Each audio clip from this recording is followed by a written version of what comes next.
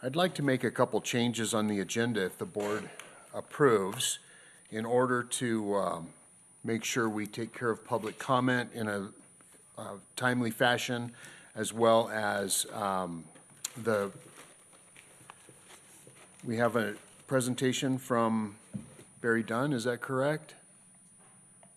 Skylar, we've got, okay, so I'd like, and is that under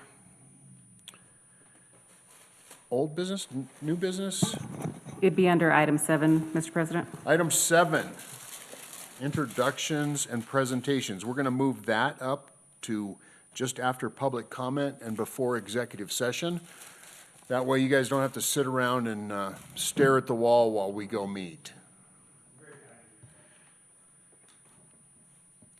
So under public comment, I'd like to welcome Mr. Jim Finnemore. Jim, you have asked to address the board, and we'd like to hear from you.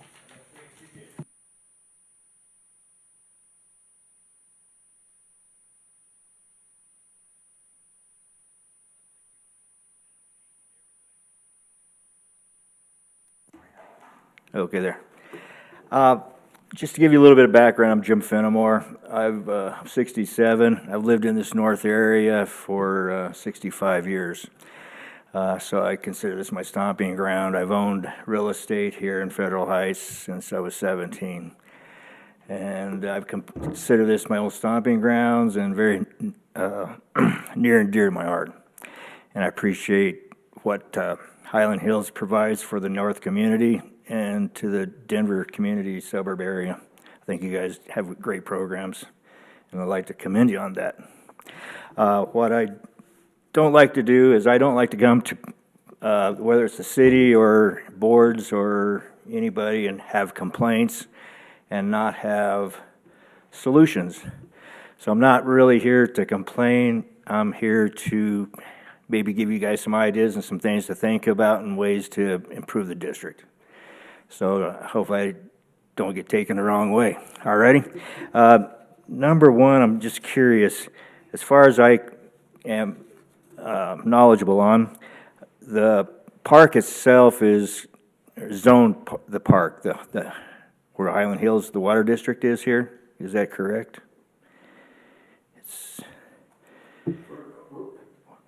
I'm sorry, you're asking about the water district zoning for the yeah, Hyland Hills Park? Where Kamenish is, yeah, where the water world is and the park, it's all zoned through the city as far as park, correct? Especially like the open areas. Zoned for a park, or yeah, are you asking about how we water it? The water. Well, I'm just curious if it's considered to be a park. So can I restate your question? So your question is, what is the zoning for Waterworld and the surrounding parks, and what government body controls that zoning? Is that right? For the most part, yes. I'm going to defer to Yvonne. So I'd have to confirm that, but I believe it's all zoned as public use. Public use? I believe so, but I can confirm that. Okay. Alrighty. I just want to make sure that, and I've been in development, farming, ranching, and development all my life, so that's why I've hit the zoning part of it first. That way, know what's available and what's not available to do. Something I have a little bit of concern about is I would like to see you guys make a alteration on is when you're going up 90th and you get to the entrance at Tejon right there, coming into the park right there. There's on the Hyland Hill side, there's just a big where they took busted up concrete and put it in that drainage to control the soil erosion and then poured concrete on top of it.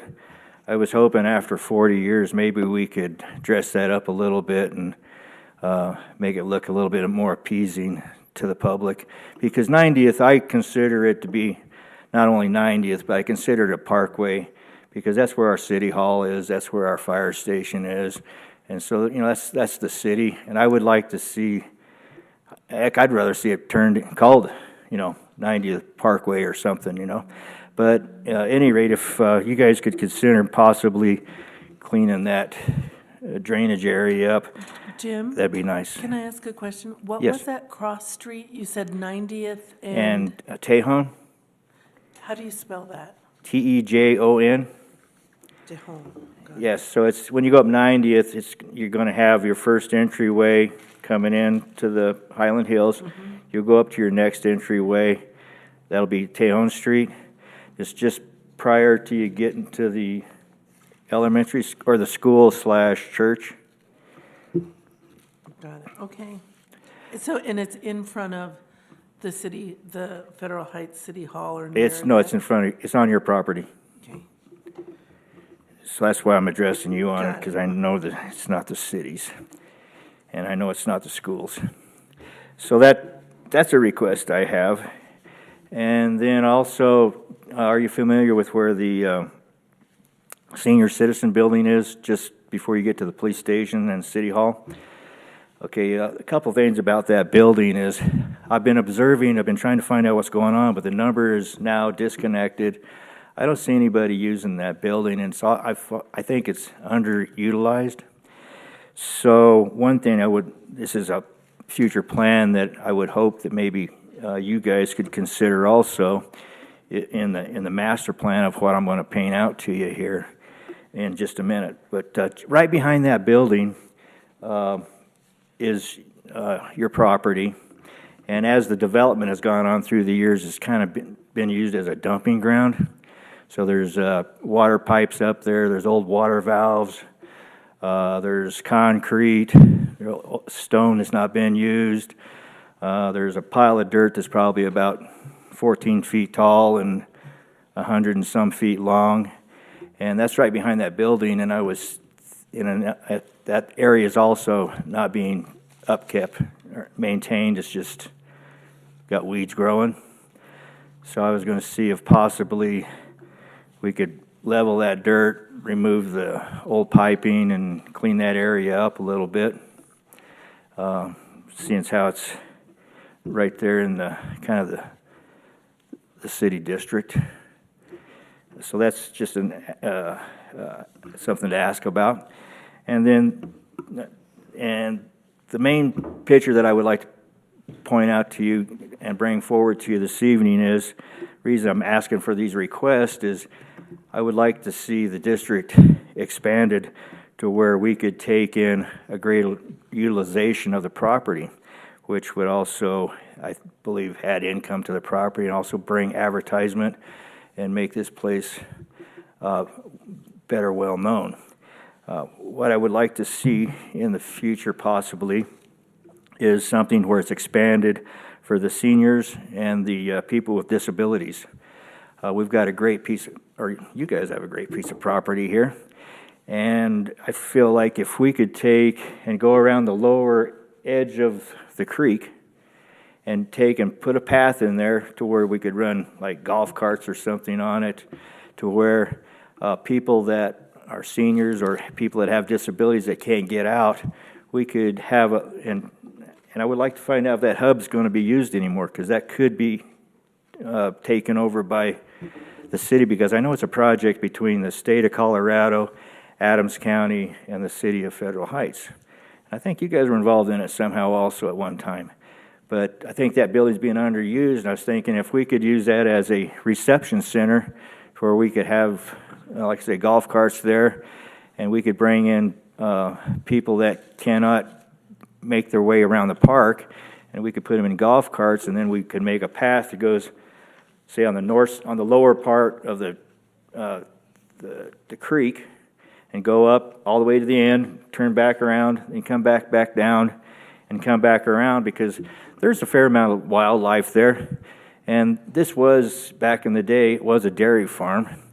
And so with that being said, is if we could kind of go back and take and preserve some of the history also in this project, of where we know we got the old silo still here.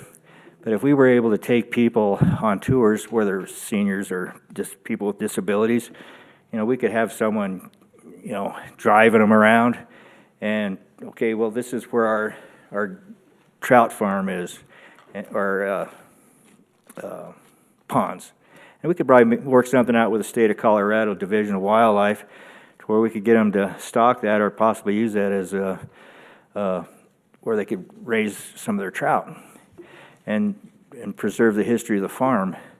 But with that being said, that way we're utilizing the property for the seniors and people with disabilities. So we're expanding it to people that, not only us that can get around still, we're helping people that can't get around, and we get them out of the house, get them out of their apartment, their mobile, whatever.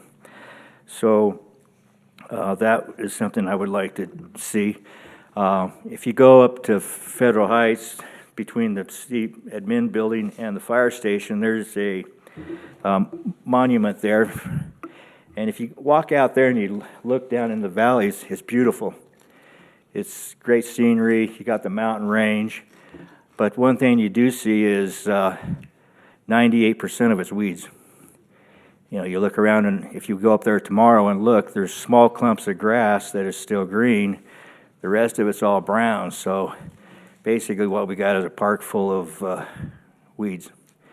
And what I'm thinking on that is not to add a lot of cost to the district, but if it would be part of preservation, is if we could plant that into native grass like buffalo grass or something that requires less water, then we could kind of go back to the old farm and bring back the history of the dairy farm to where if we put in natural grass like that, we could actually water it and then mow it and bale it.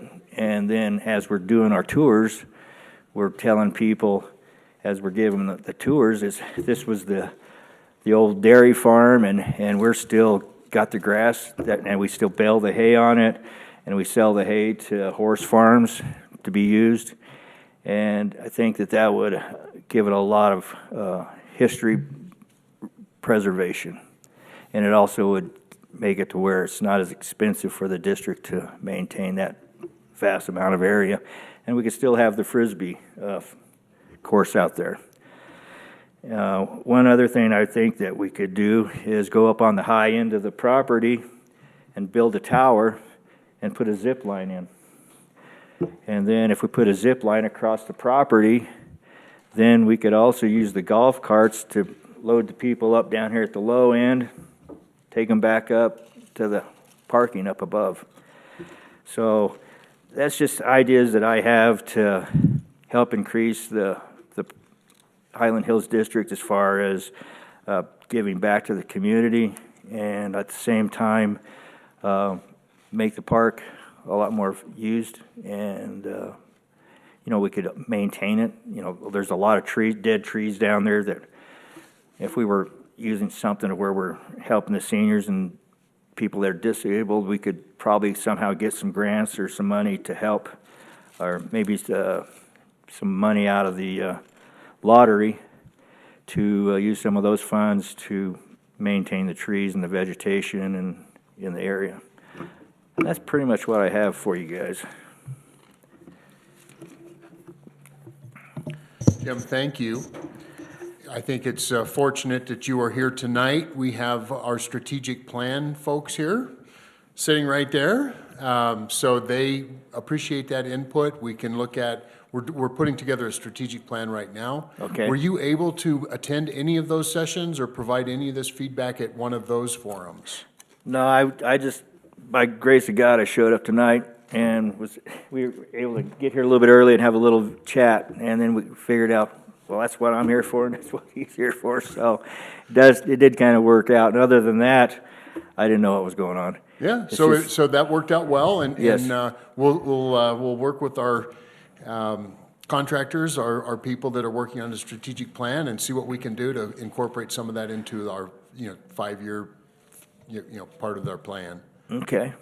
Oh, yeah, and then there was one other thing, real quick, is jogging is very popular in the state of Colorado, and if we would take and go around the perimeter of the property and have a jogging trail, I think that there again is going to bring people to the area, and we were talking about how we preserved some of the factors of the dairy. it's gonna give people reasons to come here, and then they're gonna come here, and then as they're running around, they're gonna be, you know what? Mom and Dad can't get out, or poor cousin Joe had an automobile accident, and he's in a wheelchair, and he can't get out. And this would be great to bring them up here and participate in these trails. And then, oh, by the way, look at this great facility of Waterworld and what it's got to offer. So that's what I got. Thank you. Awesome, thank you very much, we appreciate it. Appreciate it. Mr. President, we actually probably need to go into our executive session now. The other person that's going to be joining us is only available till 6:30, so we probably are going to have to ask Barry Dunn to wait on us just a little bit. And I know Jason is perfectly good with that, aren't you, Jason? May I ask one question? The properties the gentleman was talking about that could use some improvements, are you guys familiar with those areas? Mike, I kind of took some notes on these locations, and we're going to definitely take a look at it. I know that we have used some concrete to shore up some drainage ditches and things in the past, but I've got these identified, and we're going to go take a look at them.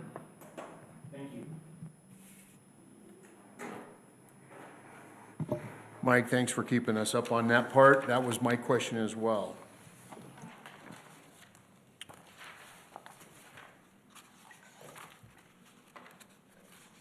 Now I just have to find my motion. I have it. All right, looking for a motion for executive session. I move that the Board of Directors of Highland Hills Park and Recreation District conduct an executive session pursuant to Section 24-6402-4B Colorado Revised Statutes for the purpose of a conference with the district's legal counsel regarding specific legal questions pertaining to potential litigation with Sandbagger, Inc. and its successors. Looking for a second. Second. All in favor? Aye. Any opposed? We will now move into executive session. So give us a little bit, Jason, and Jim, you can certainly feel free to stick around, or we will join us whenever that session's over. We'll reconvene. That's the word.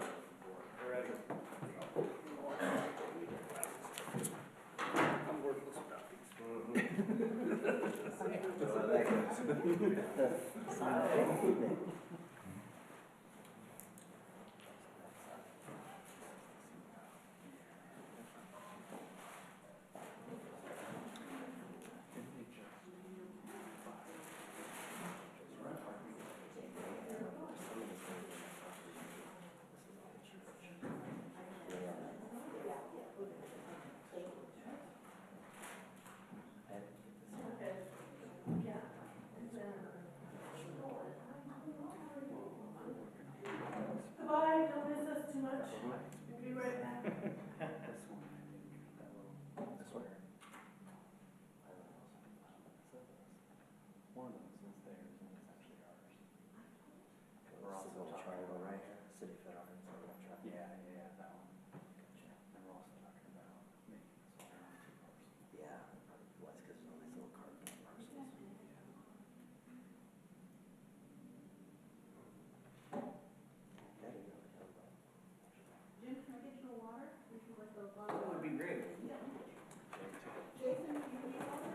Oh, I have my cooler here, but thank you. I'm not getting a text message. That's weird. Maybe you have me blocked. Still from Westy. He brings that up from time to time, so. Jason. It's Yeah. Jason, yeah.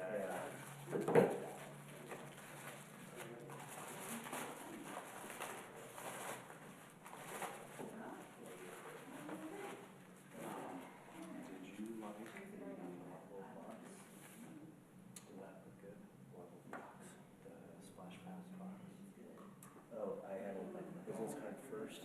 I need to critically, I perused it, I need to critically look at it. I'll do that next. Okay. Yeah, and loads are, I do have to contact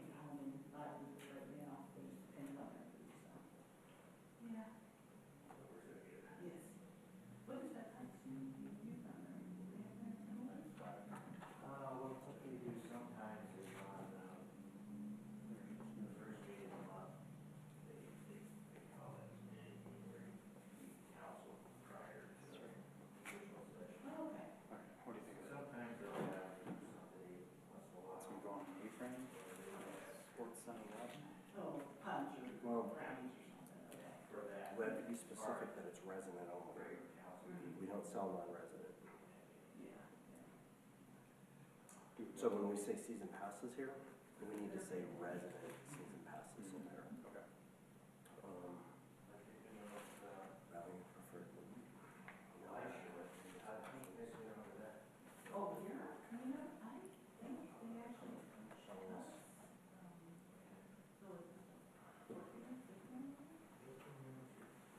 So we do need to make that differentiate, because otherwise you have to buy out of line for that, but, We should also understand the ordinance. yeah, and on that particular side, do we need all that? You know, it's a fine line, right, but it gets too busy. Sometimes it gets too busy. Most are moving away from all this and just having a QR code. I like that, and that'll simplify it. This is all fine? Just specify resident. Um,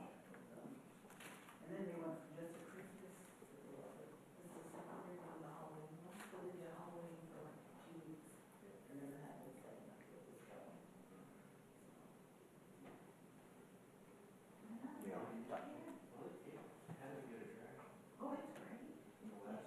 Glad I asked.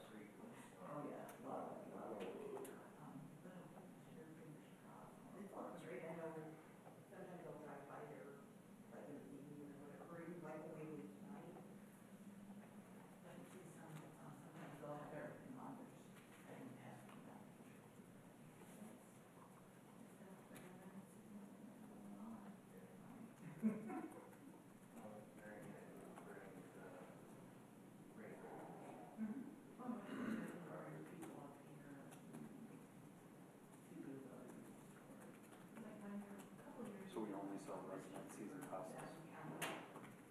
That's what's in it. We don't sell all of it. We do not, non-resident, okay. We don't.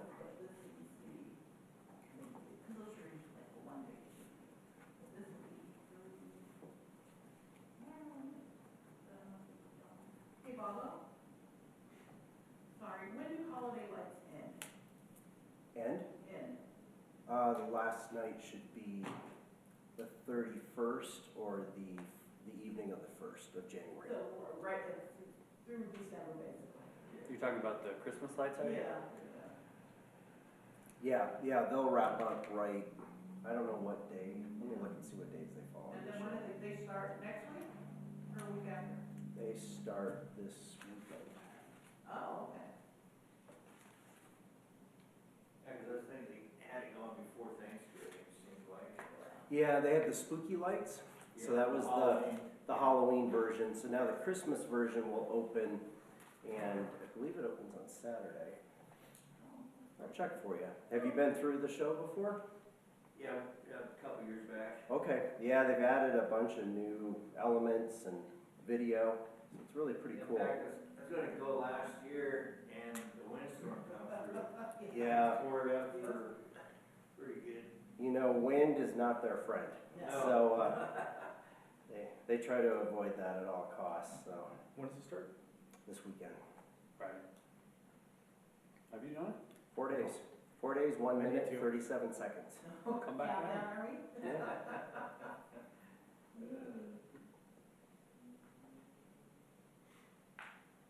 So they got legal now. I don't think it's a battle. I think we're just trying to resolve a couple of things.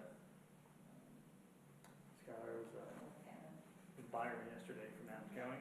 And we were doing visioning on the future of Riverdale Regional Park, right?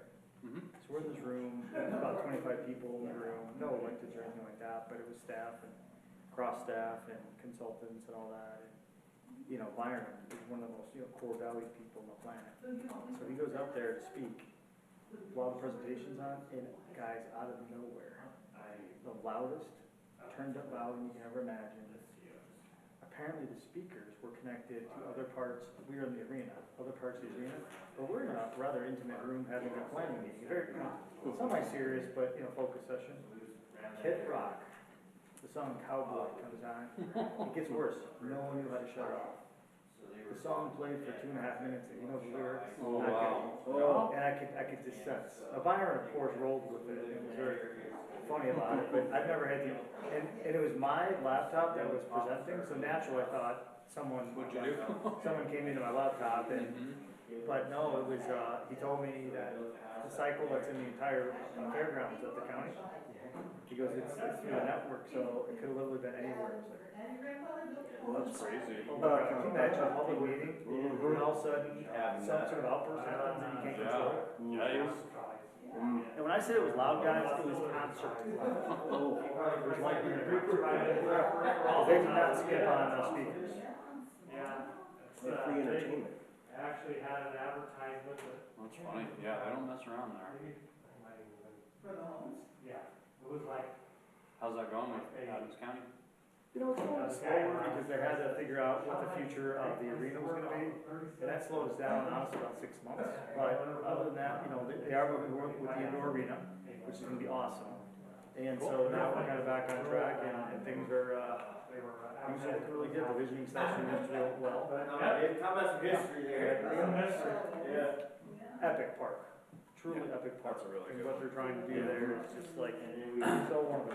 Because it's not just that either, the golf courses are right there too. It's everything. That's part of the planning. Museum and The museum. veterans thing, The that's new, really cool. memorial, they're putting in new amphitheaters for more outdoor concerts and festivals. It's actually really awesome. Oh, they have about the sweetest water rides of any municipality in the state of Colorado. Yep. There's no way they could be there for rafting and a tubing experience.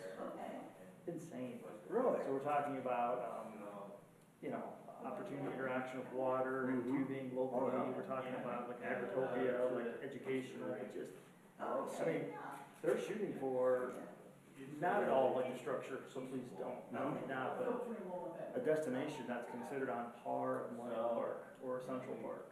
Not at all like the design. But Sure, they're, but in its own way. Colorado is river. If you think about it, that may sound nuts, but if you think about it, the proximity to the airport, okay, and the resource that they have and the sheer size of it, and you probably already noticed, but they're running the E470 trail right through there. So, you know, all really coming on e-bikes and all that. It's just gonna get a little nuts. In a good way. Well, that park's ready for a refresh. That's what they're talking about we don't know where it's going, but like, just a really, you know, like the climbing parks you see in Seattle, like just a whole nother, like, stories high, and that, they're talking about that in a natural setting. That's some good stuff. Well, I thought their veterans thing was really cool. Okay. So I was just there, and they, the flowers are still off from the weekend ceremony, it's awesome. Yeah, they did a great job with that, and then how it folds right into that lake, like it's actually floating in the water, which of course it's not, but it's awesome. Yeah, it's a cool place. I used to go fishing there as a kid. Hasn't changed a whole lot since then. So I think the box, I'm struggling to understand bottom, sides. Lid and flat. I think is what I'm looking at.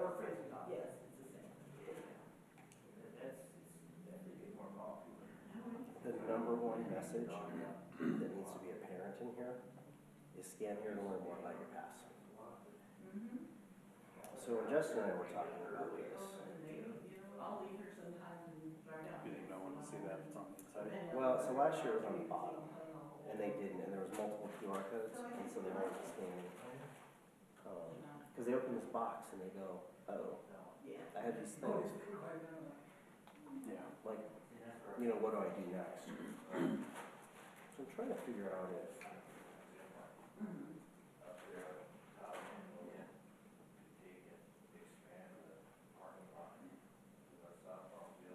I like that you mixed up the pictures this year. Mm-hmm.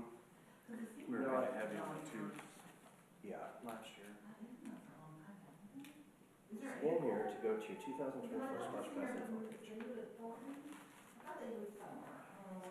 2024 Splash Pass info page. Is that compelling to you? If you just open this box and Scan here to learn more about your 2024 Splash Pass benefits.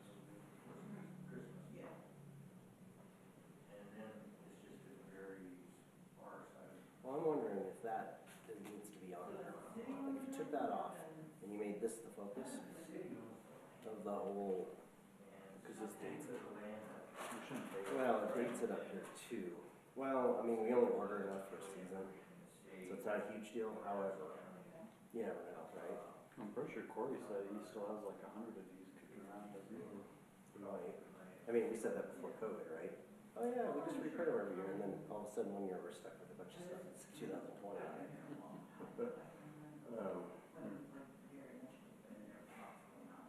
Yeah, it was there right here. I mean, I think it's implied it's a 2024 splash pass because you're getting it.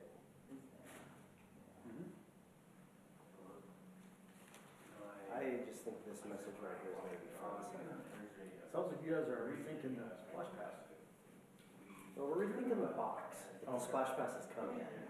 Oh, So, you know, like they're sent to people? yeah, we send them in a. It's a new thing this year. We did it last year. Like a special, like, opening and unraveling? Maybe do one of those It's things. like where an you open up and, unveiling. like, you ever have those boxes like butterflies fly out now that are fake? Yeah. Maybe you can have like, Water. water shoot out of it. Water squirt at you. You know, we could put a little chip in there. You could be like, this is Deputy Director Skylar Beck. That's Justin. Inviting you to participate in our community survey. What if you had a tiny little thing of water that had a pump in it? What if it did spray? That would Spray 'em be right in the awesome. face. Of course, you get some complaints, people are worried like, what's in the tube? Then again, most people probably think it's awesome.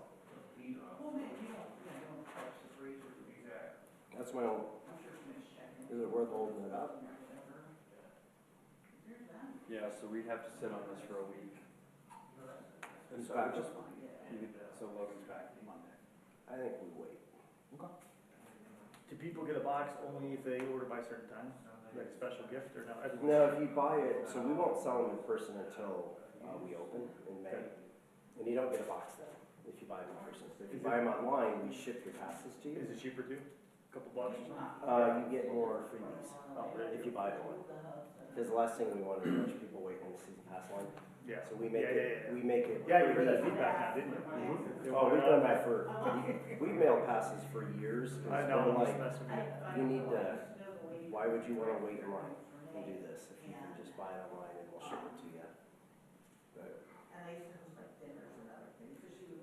And we're selling them now with Black Friday deals and stuff. Yeah.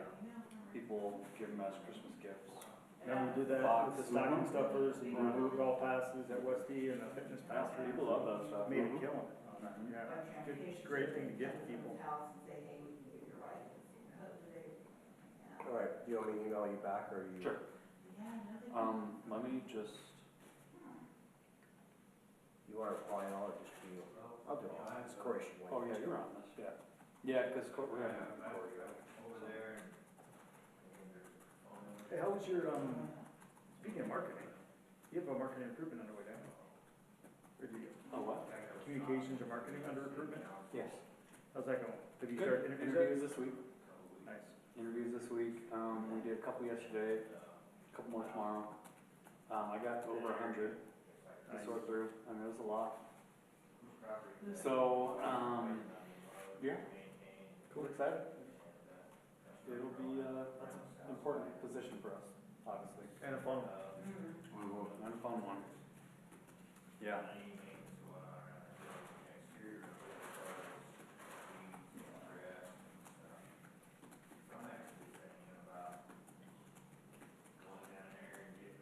Did you like learn more about your house? I wonder if we could say scan, I think we'd have more fun with it. I know. Scan to, Jewel Kelly. She's good at words. she on this? She's not. Well, I'll just put something in. How about this? I think we should reword scan to learn more section. Let me copy her in. Sure. Okay with that? Kelly Flowers.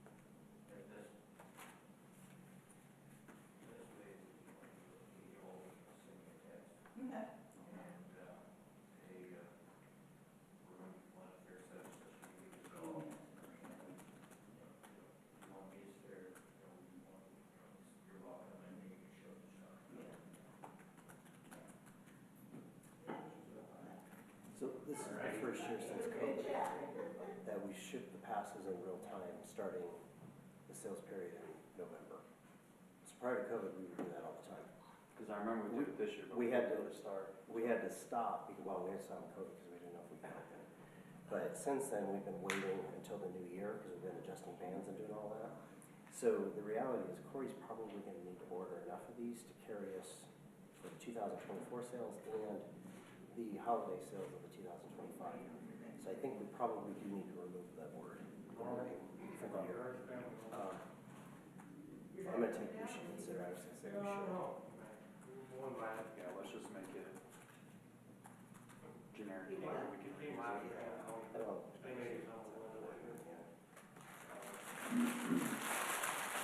Talked about it yet. No, we're out.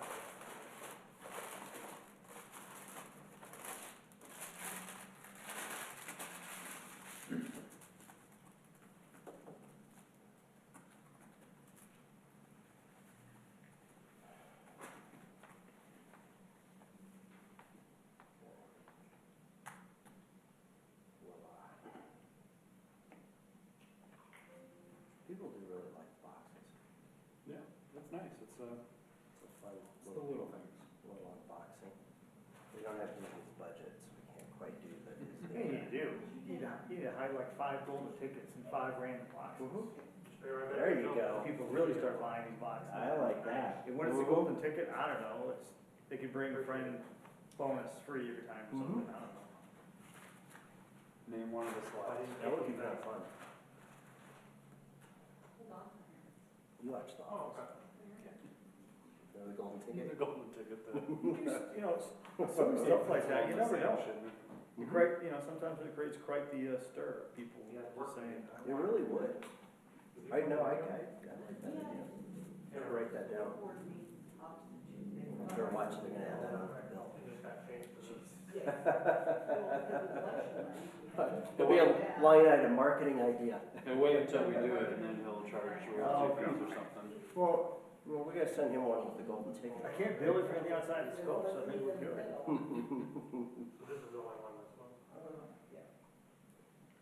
Is there a particular anniversary or anything you're celebrating this year for the park? 45. Guys, it sells itself. 45th anniversary golden ticket. On the golden It really ticket, it's does. 45 years of the gold standard of excellence for the community. I mean, it just, You it's. really are onto something. Just need Bob to dress up like Willy Wonka. Oh, God, yes. Now we're going somewhere. Bob or Skylar? This is Bob, you or Mr. Waddle. How about you? Then we'll delegate that out. We'll love that.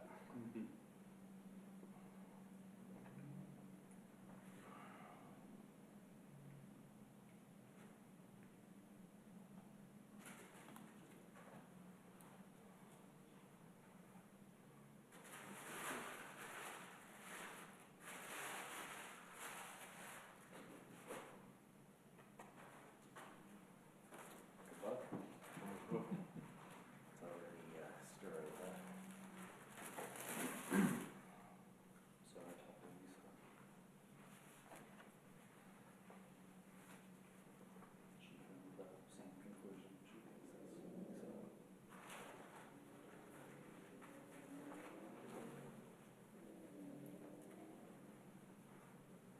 I don't know what you do with that information. I don't know how you even ask it, but. So there's one other one I thought of too, is that I know that, and I know that there's certain situations that the, Barbara was trying to her name, shorter, right here, she was out, and she's at two community beach, was out, be maintained as, she was one of the fire park or entertain or something. Oh. Yeah, no. There's only so much you can do with it because She's wetlands. Right. I mean, And it's so- to These these things that I was thinking about is Does she want to, still work, so I assume she keeps in touch with Bob and maintain the wetlands. She keeps in touch with us.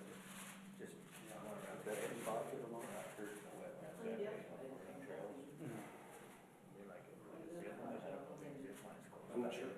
the whole thing is, There was a zip line in town. the who isn't as People important people lot of wetlands are used, for educational purposes too. And, accessibility, like we talked about, getting people on, you know, whether it's wood bills or other types of structures to get out and explore. And if it ever becomes an issue of flooding or something like that, it's okay, because it'll eventually go back down and it can be used again. So it's not, it's pretty common to use wetland areas for recreation purposes. Yeah, I'm just trying to think of an example here. I got that idea in my mind right now, it's just come out. You're right. I don't usually want to spend much time. Exercise geese, ducks. But we had,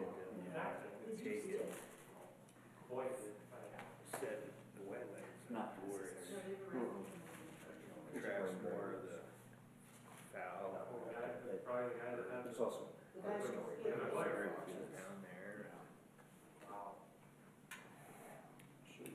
We guys. One of the most popular parks in the Gilbert system, and I know it's a different ecosystem and all that, and different fish. It's essentially wetlands, and see what they've done, is created paths that go alongside the water, and provided educational information, you see the animals there. But just a lot of sightseeing, it's not like, it's not too much activation on the water, but it's called Riparian Park, and that, it's one of the, it's so successful that they even want more, the community asked for a second one to be built, believe it or not. They even have one of these deals, you go in there, look at the stars, just stuff like that, you know. Yeah, just fun stuff. So, Yeah. I keep thinking of motivation. I like the idea, I love the idea. Unfortunately. Yeah, I don't know. Hey, I saw you did the YouTube. When you start getting a cow, then you gotta have someone that, that's 24/7. We talked about weeds, right? How about the goats? You'll get the traveling goats in West Windsor for a while that would take care of all the weeds and all the invasives and chew it down, and the community fell in love with them. They learned about goats, and what goats, all that.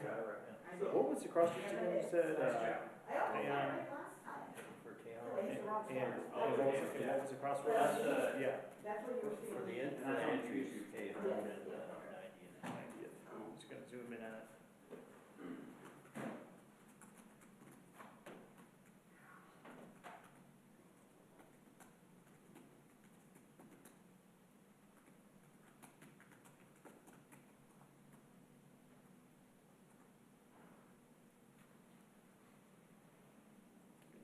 But that's at 90th. Okay, so that's north, so let's spin her around. Lets me. Sometimes they're a little finicky. Can't be going. Yeah, it's not doing the best it can. It's, you know, I'm going left to right, I gotta find a way to spin it, hold on one sec. We'll go back to the intersection first. Oh, yeah, we're going down the street. Yeah. Okay, there we are, let's see if I can go to, usually it's spin, let me see here. There we go. Okay. Right, yeah. Okay, so that's the entry into the property. And then there's a transformer right there. Yep. And then that's where they used to busted concrete, Mm-hmm. put in there, and then they took and brought concrete and just legacy busted part. Yep. And then they just poured concrete, slopped it down there now.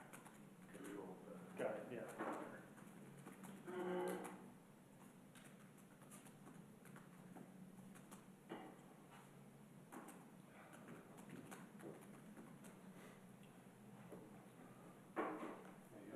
Okay. Sticking around.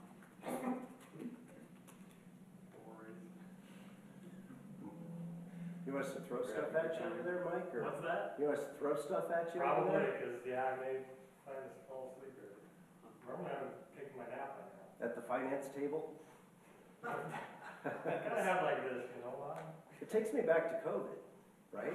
When we all had our little tables. we all have little tables. I think that was your table then, wasn't I think it? it was, I like being, yeah. Safely 8 feet away. Yeah, so they probably have. COVID's still a thing. Oh, fountain. Oh, COVID. it's funny because it's such a headache, because this is the only room that they needed. And they couldn't sit up there, so we couldn't all be in here, but if we had to have like some sort of staff meeting. Put us there. All those silly things we did. Website, see what else is going on.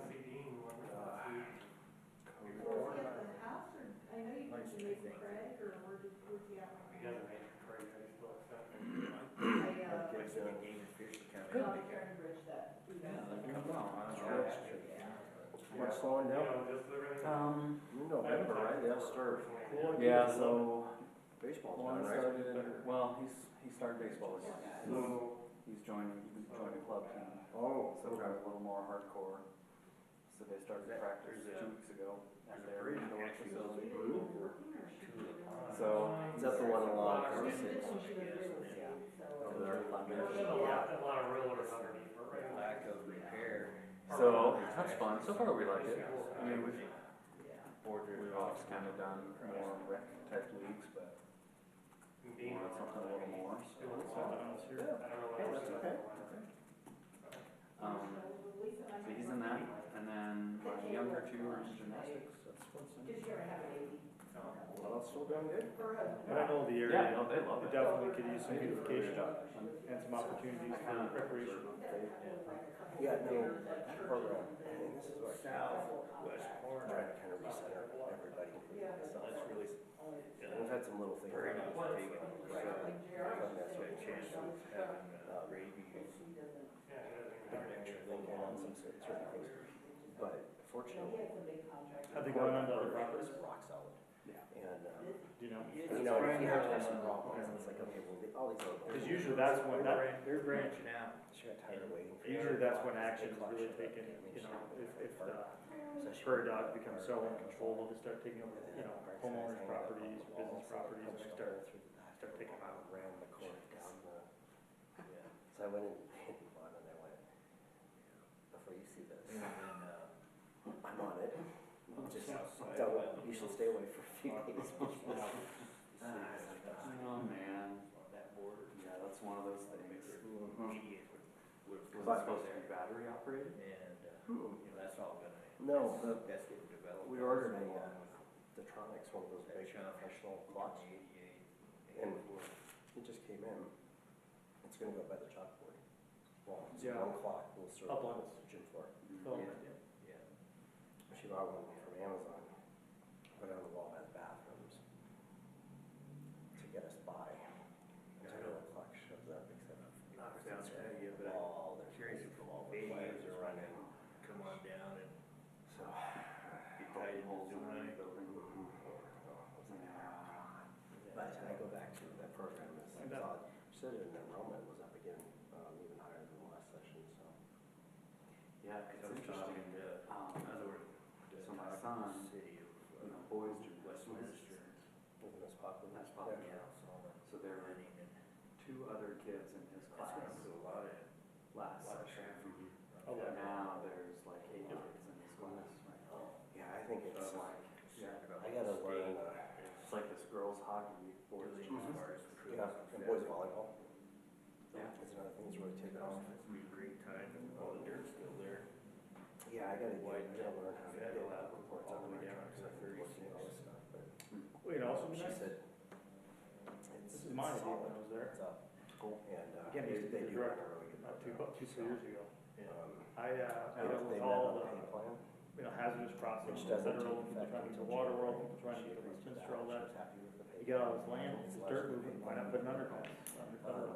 And so they were Westminster talking has about 82 underpasses, you know, 42 underpasses for the trails. bring that up to them. Why not do that right there in federal? That's right. If you think about it, you got, you know, kids and seniors and everyone else trying to cross the grade on federal. You kidding me? Are you I can kidding only me? I'm handle not so doing many that. issues Yeah. that I bring in It's one. a death trap. Yeah, well, even 88 Yeah, is you know, kind of if carry them you off just change because you got the floor, I mean, I Eagles think they building right there, Yep. in that northeast corner. Right there, that's right there.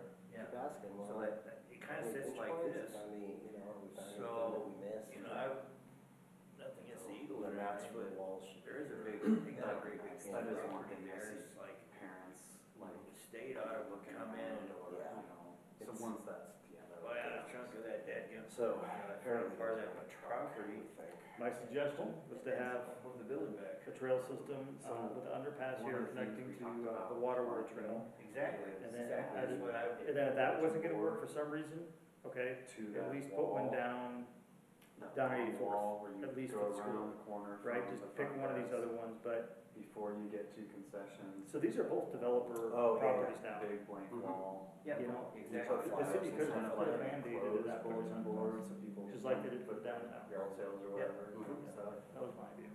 So we But, thought, I don't think it ever panned out. Logan was looking at a couple of options. Maybe it did. I I was don't gonna think bring it it to you when we have some options to We look at. but- looked.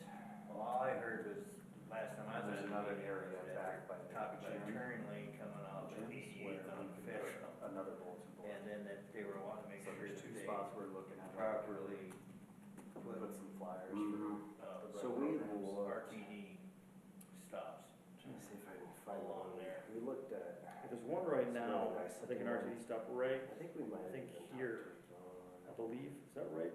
No, I think there's one like right here. I don't know if it's really used, but, so what's happening right now from The idea Cobblestone, this neighborhood initially is was- coming up through the park, and then they've created their own trails to get to the RTD I stop think right we there. got there in the When end. this development We happened, none also of that's talked there. about Another the recommendation that I had was to have But the I trail think if we system were to go do back something to like the this, like a Sounds big, like, like sized appropriate Other for the people wall, are, and you know, like to your point, that's glass, that's, Yeah.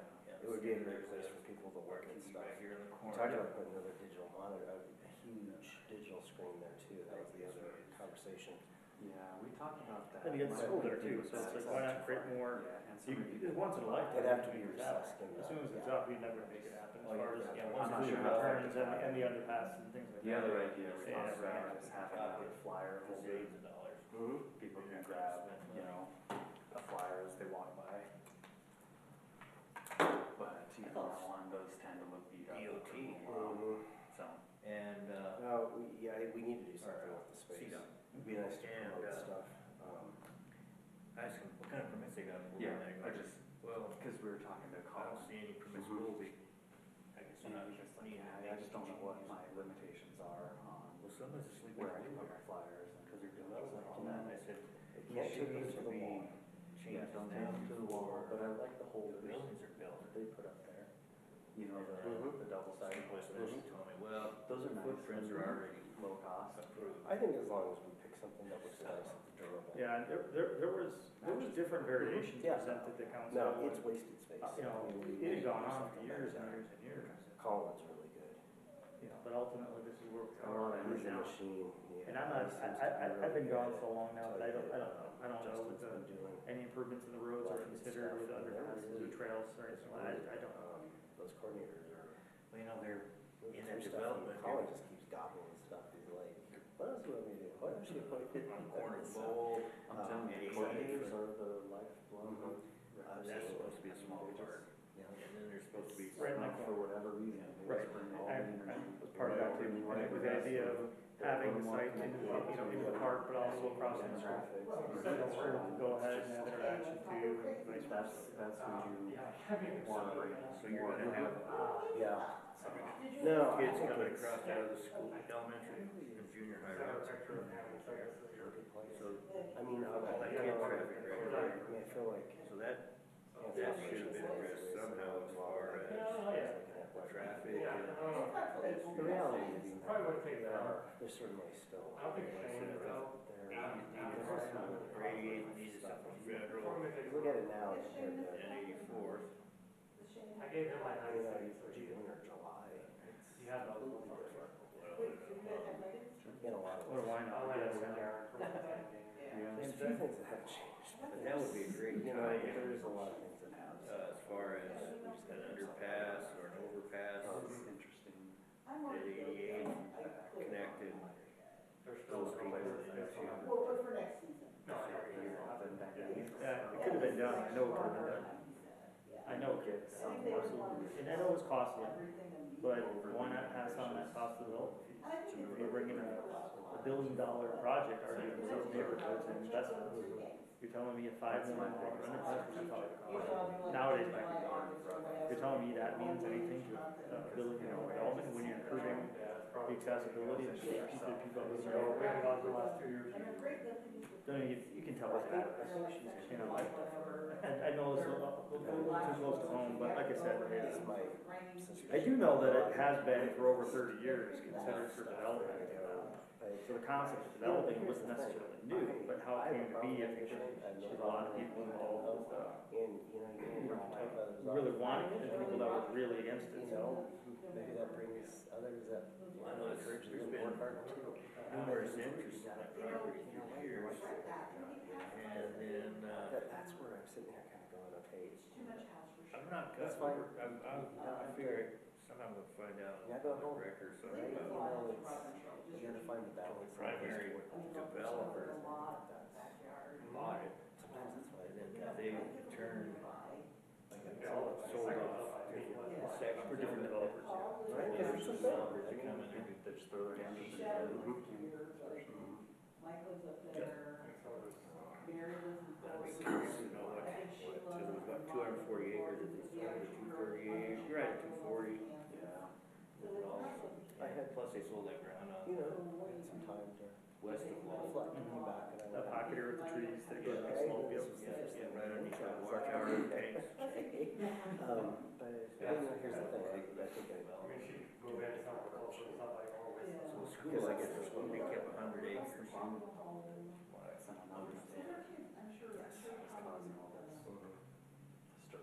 And that's something too. They're there's some underlying, who knows how long that it works. area, open area around the school in, We'll see how it goes. grass, natural grass. I think that's And they're gonna cut it down. some of the They talk can about come over here, put in a good stand of, promotion. you That know, was just buffalo grass or whatever. That was not that. And guys are gonna have balers and mowers. All I gotta do is come, First of all, 3/4 of a mile, come over and mow it. Take care of it. it was just a I've talked to those guys that It was want a growth opportunity. It was an addition. Like, hey, you want to get more farming. pick up this responsibility. So, in fact, their family had a dairy farm right here. No, Back in I the day. think You know, he always did a golf trip with like I'm gonna get it where that at some point. him and his brother and their sons and their grandsons. So where she's. Somebody said, oh, where are we gonna get someone to bring And so I don't know. tractor or baler or something? I would push it on. Well, I think I'm first. Come in, swath it, bale it, If, stack it. if we have to make changes, you know, this might be great. Yeah. And so, I think there's probably some of those moments, but maybe a little oversharing. You know, there's like these different places around. They use it for therapy, horse therapy. Right, Abel, I met with him too, yeah. Tried to bring them to Westminster at the ranch and other areas to activate that open space and get people that have, disabilities and really the opportunity to gain confidence with this type of program. So I'm really familiar with them, yep. Ours got a connection over there to Fort Collins. Yep, if that's the one we have. So you could take it, you could literally have Because I need. a trail set up, not only right next to it, you could have golf carts and stuff, and we're doing trails for horses. No, I love it. And you could bring in horse therapy, and then when you're out there with the tractor, the mower, hay, and baling it, and then you could actually have, come in, you know, picking up bales of hay. No, I love your energy. It is. Yeah, it is. And Skylar, you're dancing, is that right for me? He was dancing the slides for you? Well, no, I'll probably just set the laptop on there for Okay.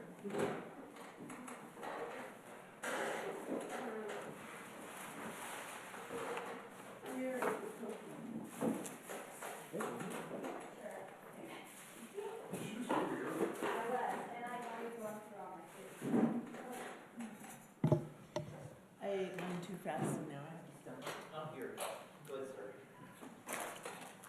All right, as two of the directors step out of their room, they'll be right back.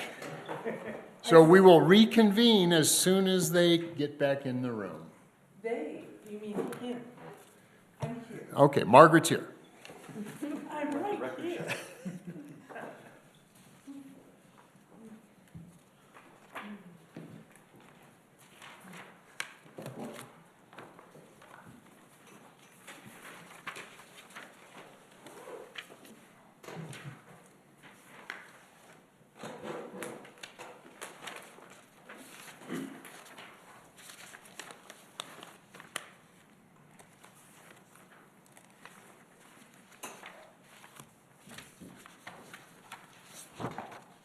All right, Nicole, we have reconvened the meeting.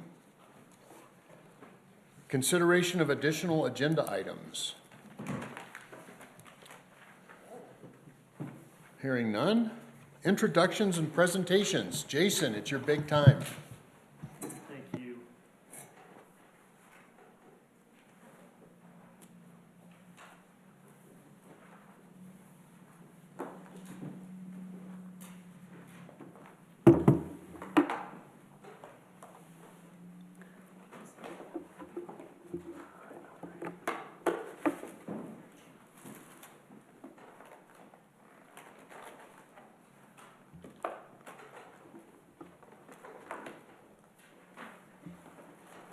Hey, Nicole, can you change is it to podium?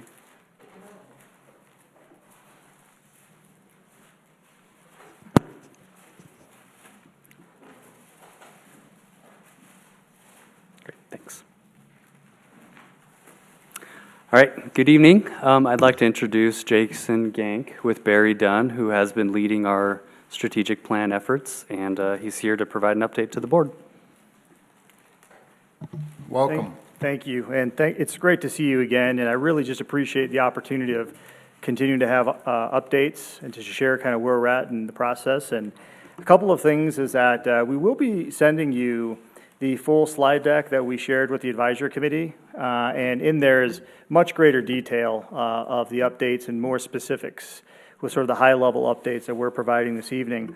Also, we're going to try to have a board work session, if it works for your schedule, in January, to also have more kind of discussion of strategic plan. But hopefully, tonight, just to give, a really good update, so you have a good understanding of where we're at and help provide input. So thank you again. And I'm Jason Gank with Barry Dunn. It has been my honor to help lead your planning process. Just a reminder on what we're focusing on. You've seen this before, but it's just simply a reminder as to what we're focusing on the priorities for the next 10 years. And we're specifically focusing this strategic plan more so on engagement, enterprise and entertainment facility assessments, and financial funding analysis. We're here. You've seen this image before, but now we're kind of, moving through analysis, not that we still don't have work to do, we do, but moving more into visioning, which we've conducted with your advisory committee and other individuals, but we're at that point right about now. Just to give a quick highlight on some of the tasks that have been completed, the demographics and mobile data, which we use Placer AI assessment, has been completed, and this is just simply a sample of the types of things that we've conducted, and your team has the draft sections of these specific reports on the overall demographics, as well as the market analysis. And what you're seeing here is just simply an example of population growth in different areas of the district, as well as some metrics comparing the golf course with another local golf course. And that's through the use of Placer. And there's a lot more data, but it just kind of gives you a taste of some of the ways we're looking at strategic planning. But, I didn't mean to go that quickly, but I know one of the most exciting things is to hear what the community and stakeholders have been saying about the strategic planning in the future of Highland Hills. And this is just a quick, you've seen this also before, just an overview of our process of the comprehensive engagement that we've conducted. So much credit to your staff team, in addition to doing their regular day-to-day jobs, particularly mostly over the summer, going out on, boots on the ground, getting in the community, and your staff team, again, did create this brand of Let's Grow Highland Hills, and I thought it was fantastic, and you'll see in a second here how effective that was in reaching audiences. Canvassing the community, all those points you're seeing there are showing all the locations in the district that we set up a pop-up opportunity. We wanted to do our very best. Oh, yes, please. Yes, the green points. So we want to do our very best, and that we did many different ways of engagement, of course, but that we want to do our best to be in person, on site, locally across the district, and that gives you sort of an idea of where we were. And when I say we, I also specifically mean your staff team, as well as consultants. We also reached residents at home through Social Pinpoint. The online portal had close to 3,000 visits from your district, sharing things like ideas, but your team also did direct mails to make sure people are aware of strategic planning efforts that were underway. But I do have a slide here that kind of gives coming up in a second, that gives you a summary of the exact results of that engagement. This is just a sample, not necessarily to read all the pop-up comments here, but participants could put a pin anywhere they wanted on your district property or their property and give suggestions about trail connections or future improvements, that sort of thing. So we're analyzing that as well. Discovery session highlights, and the board did provide some of this guidance, which I thank you for. These groups that are listed were the groups that we reached out to try to get them involved and provide input. Many of them were in providing direct input to the future of the district. And again, thank you, because you definitely, it's one of the last board meetings, if I'm not mistaken, you gave us some additional ideas, which we've captured here in this list. And here's your results. And I think this is fantastic, representing the hard work of your team. We've had 6,300 direct contacts that we've tracked through the process, and those are the various ways shown there. We've also had additional campaign impressions, meaning ways people are just more aware of Highland Hills, or more aware of the planning that was going underway, and also things like we talked about the direct emails, direct mails that were going on. So we did, along with your staff team, the very best job we could to try to make sure everyone was aware that the district was listening and engaged and wanted to have conversations. So with that, I know you're curious, well, what does this all mean? Well, overall, and this is a very high level, you'll have much more data here after this meeting, but overall, respondents were significantly more likely to support improvements to existing parks and facilities over the development of new facilities. That doesn't mean they don't want new facilities, of course, but overall, they'd be more likely to support that. And this is in no order of priority. I want to be clear about that. This isn't 1 to 7 or 1 to 10. But this is just some examples of some of the highest priorities that we took away from the overall engagement findings. If you want to take a look at that for a second. Also included on this particular slide on the bottom is some of the most common responses to why people may not be participating in services. I hope the kid doesn't have beer in his sippy cup. I think, we did no site was sort of untouched. So one of our engagements, which we thought was innovative with the staff team, was to go to a brewery and conduct engagements on sites. And that's just an example of diversifying kind of the different things we did. But yeah, he looks happy. Dad does, We got the kids' attention, but that gives you an idea of some of the priorities so far coming out of engagements. But we pressed a little further because, as I mentioned earlier, this plan has a lot to do with your enterprise facilities too. So we pressed and said, look, and this is a statistically valid survey, by the way, if you were to make improvements for these facilities, what would they be? And you could see adventure golf and raceway, highest priority being the miniature golf course and food and beverage upgrades. For fit programs, people want to see a lot more programming, youth programming, fitness programming. For the golf course, plant more trees, specifically for shade. That was actually brought up by your advisory committee. They said, wait, trees are obstacles. I have golf out there. But really, it's about shade and renovations of the greens. At the ice center, locker rooms, restrooms, food and beverage. Water conservation's a big priority, and things like more trees, converting manicured spaces to native grasses, and in water world, line management technologies. A mini park, something where people can experience a taste of water world or access and recreation, maybe kind of a different way, built right, possibly off water world. Those types of priorities. Then on programs, we asked a lot about programs and activities. The top 3 were free and low-cost special events. People really love special events in your district, I'll tell you that. Fitness and wellness, and then just general large festivals. So then we move into analysis, and all this is just a reminder of the things that we're doing. I won't go through all this information this evening, but again, we will send you more information just with the same exact slide deck that was given to the advisory committee. This is hard to read, I know that, but I don't want to dive too deep into this. The point of this slide is to say we really want to be thoughtful to the 2020 master plan. So we've done some analysis to learn, how applicable and in what sort of priorities are some of those goals. And so not lost in the study, we did bring that in along with your leadership team and had quite a bit of discussions about that. So we'll be integrating the findings of that master plan into updating your strategic efforts. So I just wanted to be clear about that. And I know there's a lot of information there, which you'll get the full slide deck later. So, great question. And so if you're looking at the upper left one where it talks about the overarching goals of your master plan, you'll see, for instance, this is the upper left chart I'm looking at. It talks, then the graphs, which I respect may be hard to see because we've downsized them here. The first priority, meaning the highest priority indicated by leadership, would be the dark blue color. The second priority would be the dark green color. The third priority would be the blue color. The fourth priority would be purple. So in reading that, steward and leverage park and recreation as a great resource would have the highest priority with the level 5 indicator of the blue rating. And again, this is your leadership team reflecting on how we are integrating the 2020 efforts and how they're relevant and by order of importance today. And again, you'll have a lot more opportunity to also weigh in on this in the work session, as well as more details that you'll be getting. But please, ask any question you'd like, and just, I'll keep going unless you guys stop me.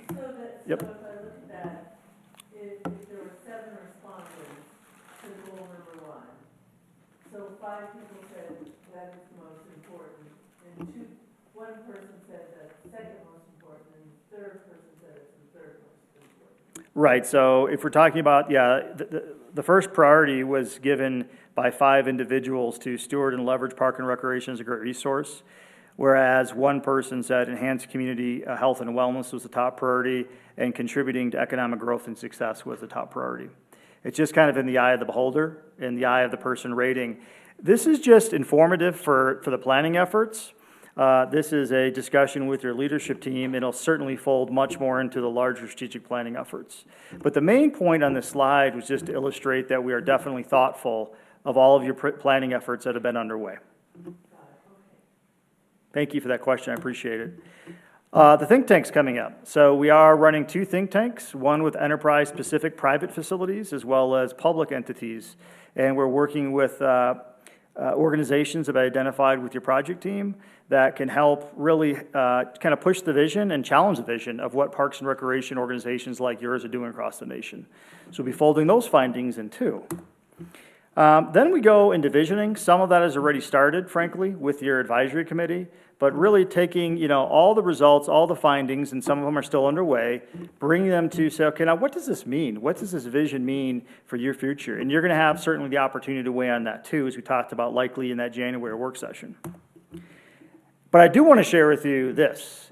This was the words, pretty much verbatim, by the way. So I didn't edit them very much, but the words shared by your advisory committee this past week. And they said, well, if you could focus on anything and making Highland Hills great and into the future, what would that be? And I decided to put into categories because it kind of made sense. In the maintenance, operations, and finance. And I'll pause there to give you a chance to see them. This is the one I missed, right? Okay. So this is what I would have said, Yeah. but I wasn't there. They mentioned how much they missed you. Yeah. They were glad I was there. But yes, ma'am, this was the group that you've been attending, and really appreciate that. But it's maintenance and ops and finance, and then there's still one more, and that would be facility, parks, and amenities. And actually, there's a picture of them, some of them in the session, the live session this past week. But more importantly, the facilities, parks, and amenities, and the services they identified is what they'd recommend some of the vision focus areas to be. I think you're seeing, in my opinion, at least early on, some consistency there between the advisory committee as well as the discovery session groups and the overall engagement findings so far. And additional thoughts to consider too as well. Then from here, essentially, as we work towards the future, we're focusing on the draft and final plan. We're nowhere there yet. We've given draft findings and draft sections of the report to staff, but we're not quite there yet. And in fact, where we are is here. We are still working on the think tank, further integration of the master plan, so forth and so on, as it's listed there. And again, there's the component of comparing our facilities compared to what Westminster has, or Federal Heights, or Adams County, just to, Some of those jurisdictions you mentioned were already part of discovery sessions that we've had. Some of them are in the think tank too, to share their input on those facilities and things, yeah. Just to find out where the overlap is. Also, I believe the city of Westminster, as an example, is conducting an updated master plan type process, and I know your team is involved with that, and Westminster is involved here, so I think that there's opportunities for great partnership and collaboration talking about overall priorities. and really focusing. And a lot of this is about, and we were just talking about this with the leadership team, is really sharpening that focus. Because you guys get asked to do so much with limited resources. And so it's really about sharpening where should that focus be. And that's what we're trying valiantly to do. And that concludes my presentation. And what will happen is after tonight's meeting, the team will send you the full slide deck, which has a lot more data in it that we shared with the advisory committee. And then also we'll look at setting up a session, hopefully in January, to get more into a work session with you. But I just can't thank you enough for your time and everything you do. And please, if there's any other questions or observations, I'd love to hear them. Jason, I just wanted to say thank you very much for your enthusiasm and for your dedication to the project. It has really, as a sitting board member, given me a peace of mind that we will have a governing document that we can use that was developed by the community and not by just us to move forward with. Thank you. And Highland Hills is a very special place in my heart, having been a local public servant myself for a decade, working closely with Yvonne. So I want the very best for you guys. Any other board member questions for Jason? Jason, I also want to just add my heartfelt thank you to all the work that you've done and the work that you're going to do. We're looking forward to seeing the deck and then also getting together for, I don't have any issue getting together in January for a, 14-hour day? Yes, works for me. Yeah. Maybe not 14 hours. Yeah, some of those full-time jobs, that's gonna be a little tough. We'll get that worked out. Thank you, guys. Thank you so much. Jason.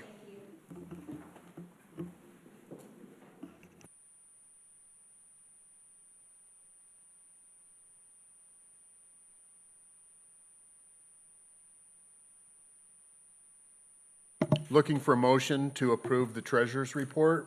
I move that the Board of Directors for Highland Hills Park and Recreation District approve the September 2023 Treasurer's Report as presented. I second. There's a motion and a second. Any discussion? I need a minute to, I looked at what was given to us. I need to look at what, is this different? What was in There's our some file? lines got truncated, Oh, totals got it. disappeared, and so. Okay, I added my own total, so if that was it, then we're good. And a date got changed, some dates down at the bottom got changed, like that said September there, it should have said October. Oh, okay, got it.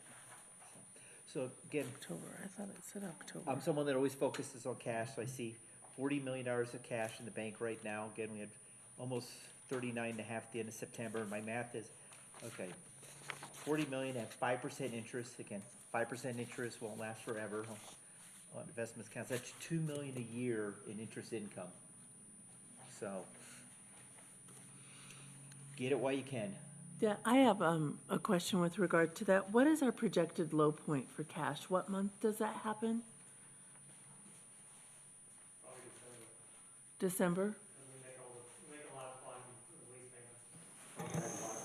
Yeah, I actually think it was probably May or June, Mike, because we've got to carry through the non-revenue producing months to get to where Water World is open and the golf course is kicking up in full speed and adventure golf. So I'm guessing it's April or May.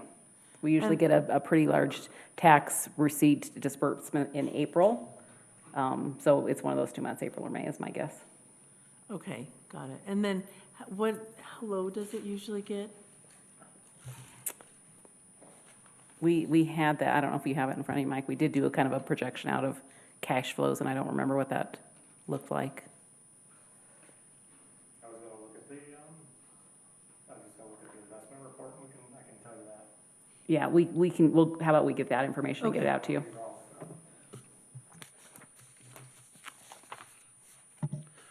So Mike, I think that's a valuable comment of what can we do with our cash to possibly maximize our return.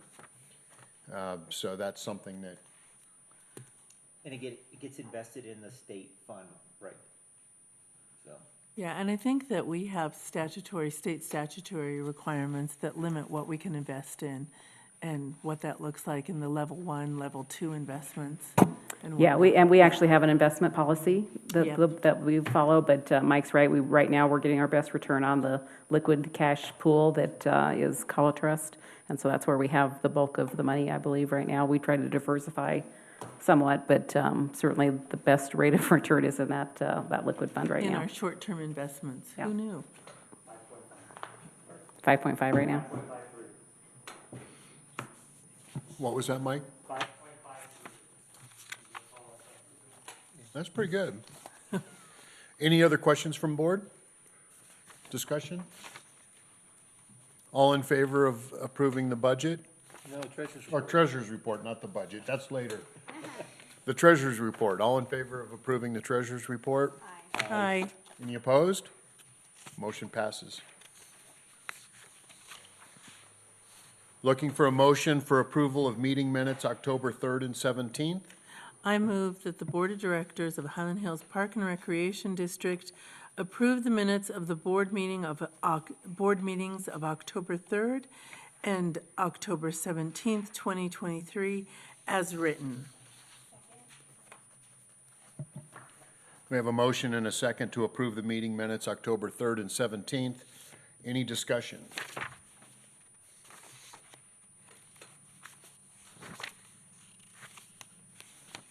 Looks good to me. Waiting for Danny and Mike to see if they need a second. Mike says he's good. All right. All in favor of approving the meeting minutes for October 3rd and 17th, say aye. Aye. Any Aye. opposed? Motion passes unanimously.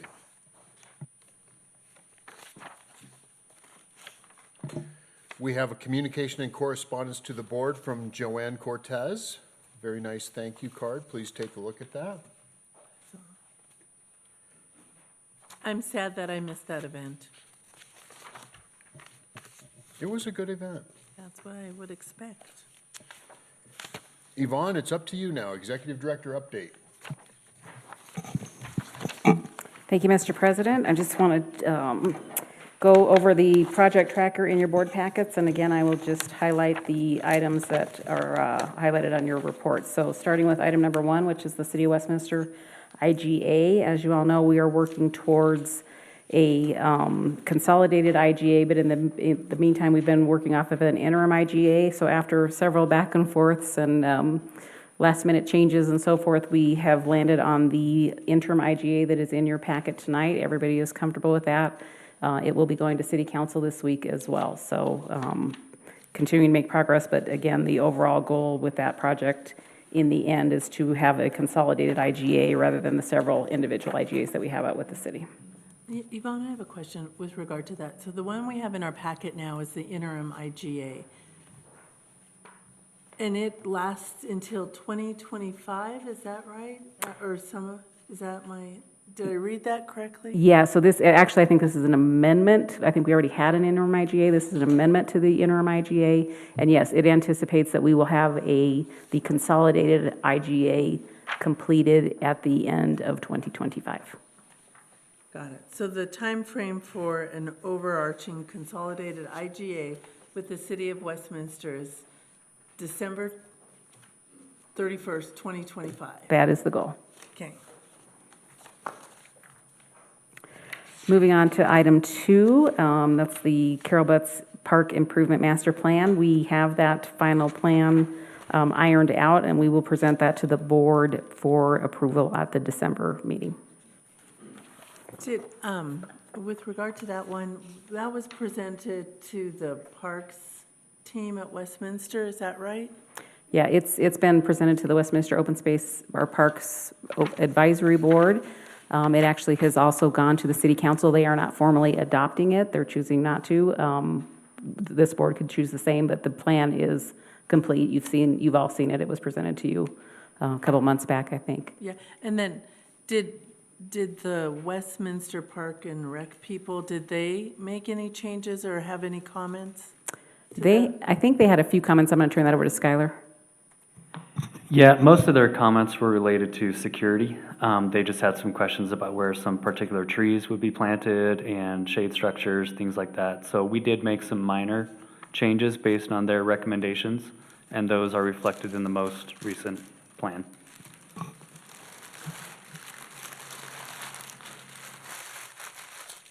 And then, is there any consequence if the Westminster City Council doesn't adopt it or does adopt it? Does it matter?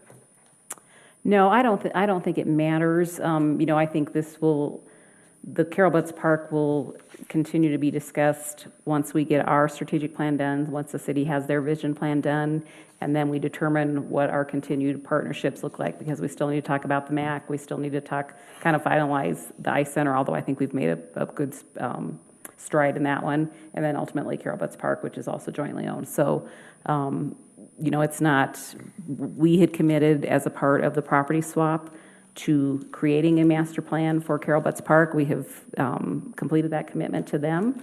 They are happy with where they were participated in the process as we did. I think that they are very pleased with the results of that. And so it really, kind of like our strategic plan, becomes the guiding document for the park.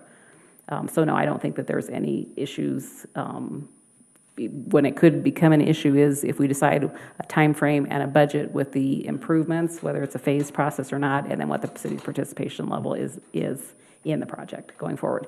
As a reminder, we have committed to about the first 1.2 million on any improvements to the park comes out of our pocket first as the equalization component to that transaction. So they don't have to spend any money yet, so. They don't have to spend any money yet, that's So correct. once they have to open their pocketbook, then we'll really know how they feel. That's correct. Okay. Okay.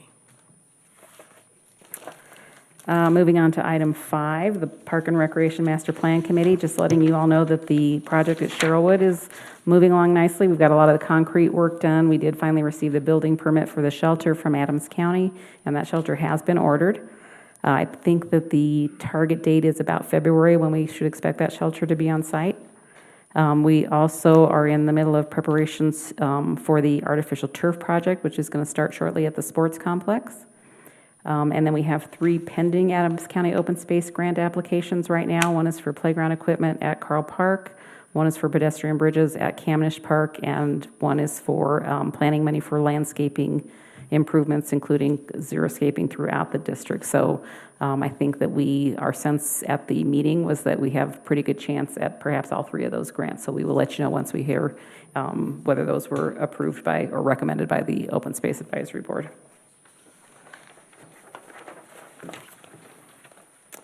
Moving to item 6, we are moving towards getting the fence project at the golf course moving.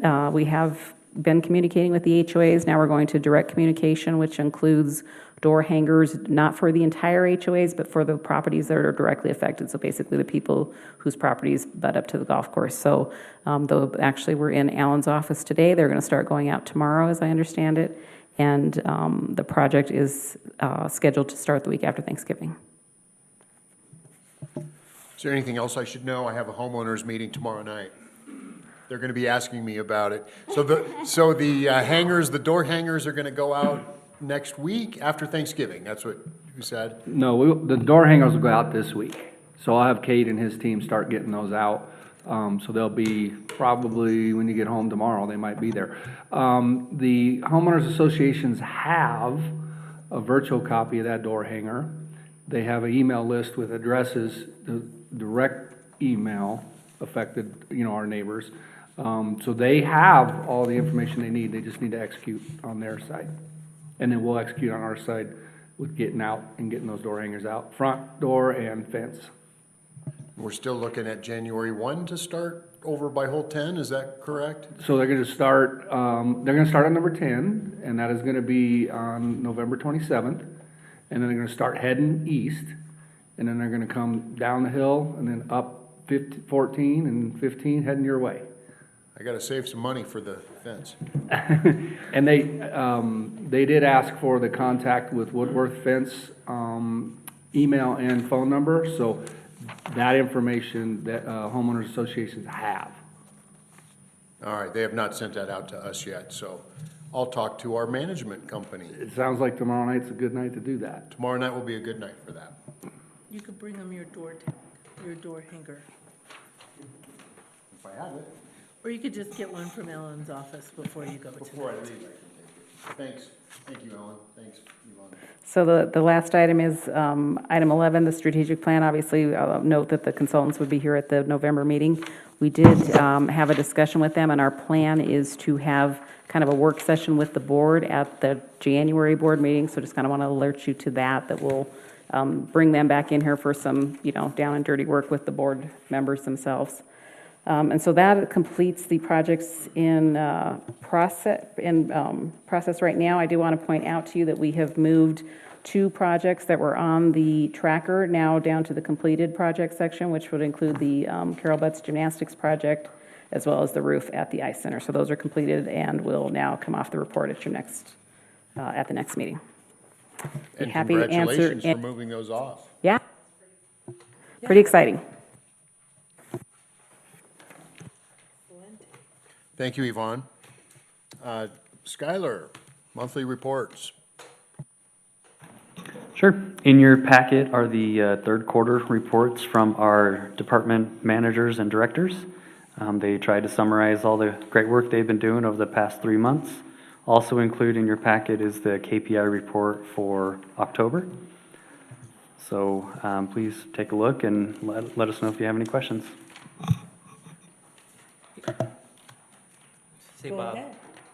Say, Bob, I remember when I went on the tour of the golf course, and again, I'm a maintenance guy, that you're having a hard time getting the right skilled workforce for the maintenance building, or you may have had someone retiring soon. How you doing on keeping those skills, filling those positions?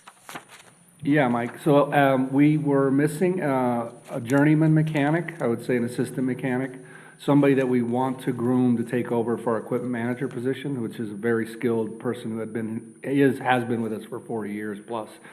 So we were able to fill that position with actually somebody who has some experience working on airplanes. So we are fully staffed at golf and adventure golf.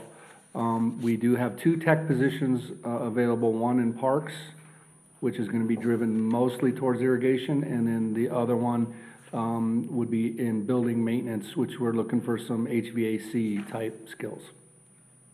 Thank you. Mm-hmm. I have questions on the KPI report or comments. So, as I'm looking at the KPI report, and I'm looking at it for recreation, it looks like to me that we're seeing improvement in our participation numbers in recreation.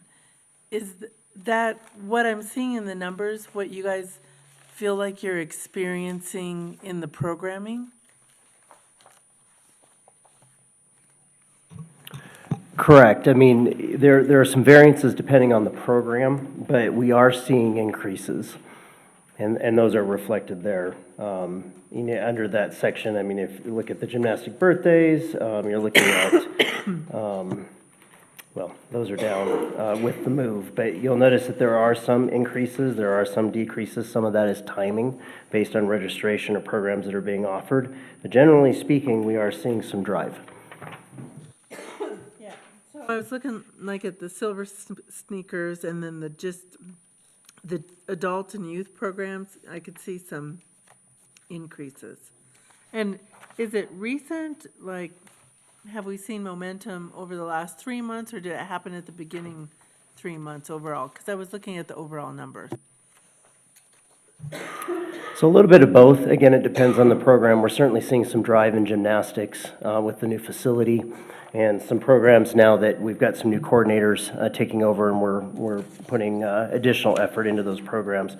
I can certainly go back and look at the trending based on time of year for you, but we are seeing that drive now certainly, and we were seeing some of it previously earlier in the year.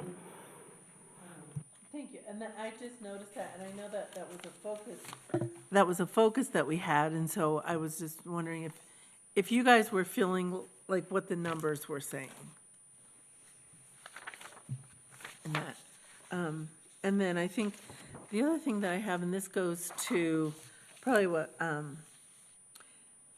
Mike was saying, we had in recreation, Jordan Hartleben left. That's pretty sad. And then Justin Shuvi also left, still pretty sad. Have we been able to, where are we at in replacing those two positions? So I'll answer recreation first. I'll let Skylar talk about Justin. We have backfilled that position. We actually have two new team members, two new coordinators that have joined us. Colin, who worked for us for years at Waterworld, is actually full-time now with us in a coordinator position. And then we have another new team member, Allie, who has joined us as well. So we have filled into those positions in recreation. And I guess then they just stepped up and hit it out of the ballpark with Spooktacular.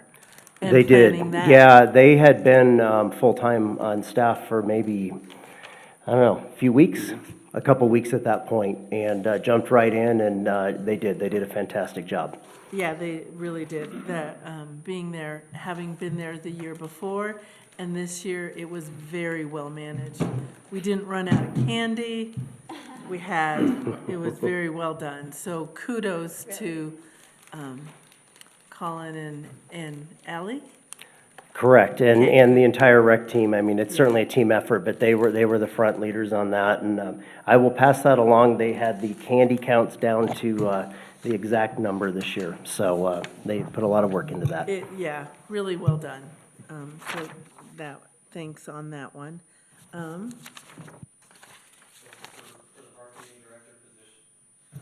For the marketing director position, we are recruiting that position currently. Interviews are this week with our top candidates. So we'll continue through that process and hope to have an offer out to someone within the next month. But it's a really valuable, important position to us, and we wanted to move very quickly. So we're well underway with rehiring that position.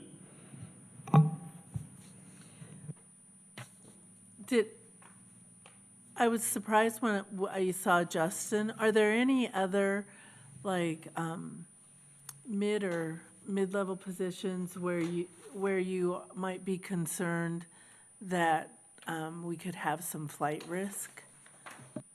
I don't know. Has anyone done any type of that analysis? Or maybe it's not. It might not be pertinent here. Yeah, and you that's know, another thing. It's, I look at this the way I look at incidents that we have throughout the district, like workers' comps. We don't know what's coming, and there doesn't seem to be a pattern to it, right? So I'm not concerned at all that we're losing massive amounts of people or we're at risk at that. It's, they're kind of one off here and then one off there, or why people are leaving. It certainly has become much more prevalent since the pandemic, and I don't think that that's news to anybody, right? That's a nationwide, and actually I think kind of a worldwide thing, that people are changing careers and doing things differently. So, what I am enthused about is I think that we've got some really good candidates. We've made some really good hires. I think the two that you talked about in recreation are spot on. I mean, we brought in two new people, and then they just hit the ground running, and they are doing excellent work so far. So, we certainly like to keep people here that have been with us a while, and certainly there's a cost to bringing new people in, but we also think that there's opportunity, and we're seeing that as well. So, we keep rolling with the punches, and I think as long as we're able to fill the positions, and we have been able to, I mean, the mechanics position that Alan talked about, that had been open for a very, very long time. So I feel like we're seeing a little bit of softening in the job market, that we're having better luck with recruiting and what's available to us in the employment pool. So hopefully that answers your question. Yes. I'm still on the updates. I just want to tell Justin Lemmy, thank you for all the money he is saving us. So that's awesome. The fun fact now, I always saw those dang penguins, and I'm like, gosh, those look familiar. Now I know why.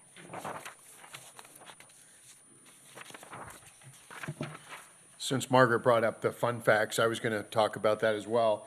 Just a shout out to Val, Corey. Who else did the fun facts? We've got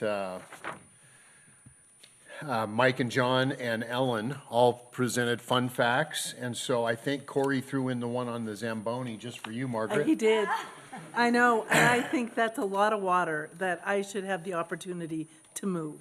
And I would concur if we can take care of the insurance. And then Val, of course, talked about the eagles and the eaglets out on the golf course, and I've noticed those out there for 6 years. They're absolutely beautiful to watch. 50 slides in the Parks District. Slides are sometimes interesting. And then the penguins, of course. So those all good fun facts. They all were. And then there's Pilates classes now. So, and apparently it would be like a private instruction at this point, so I could. 2 people. Yeah. So, what time are they at? Like, is it? Okay. I'll find out for you. Yes. Thank you, guys. It was a very, very helpful update. I appreciate all the work that went into that. Those.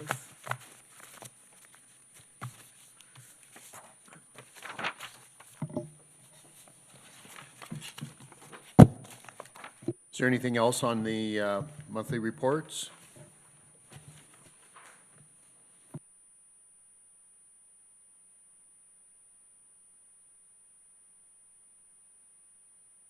All right, thank you. Strategic plan update. I think we did that already.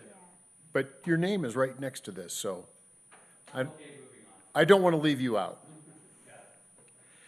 Attorney's report.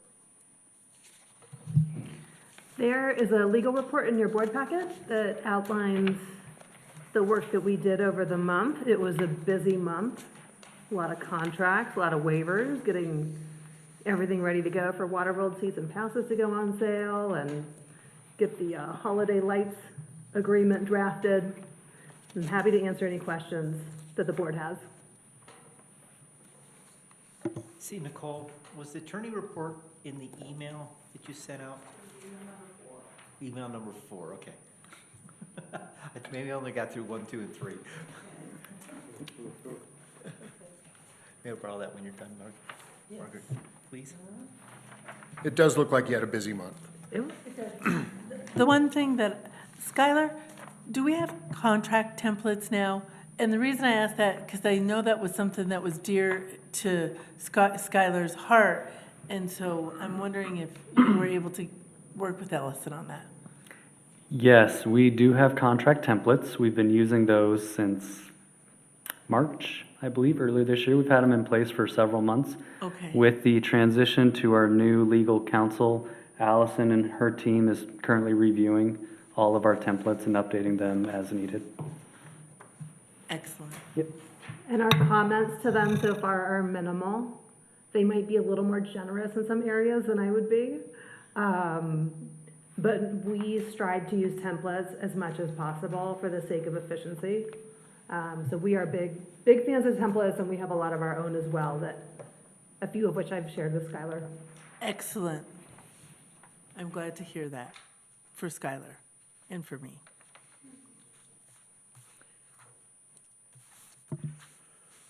And then, I'm sorry, and then the trademark stuff, the trademark filings with the state and whatnot, that's all going well? We need to talk about that. Yeah. We have the applications drafted, and we've pulled all the logos from online, and then we just need to finalize. We're close.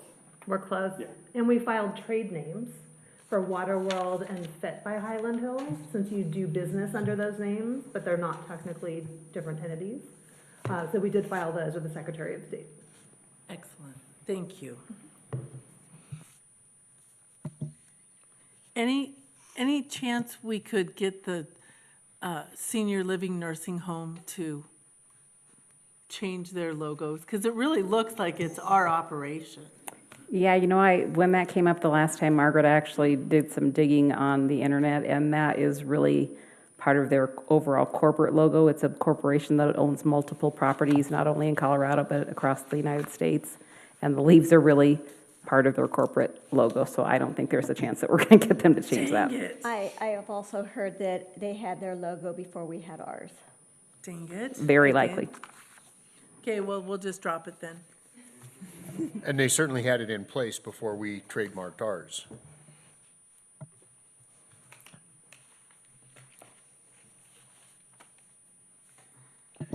All right.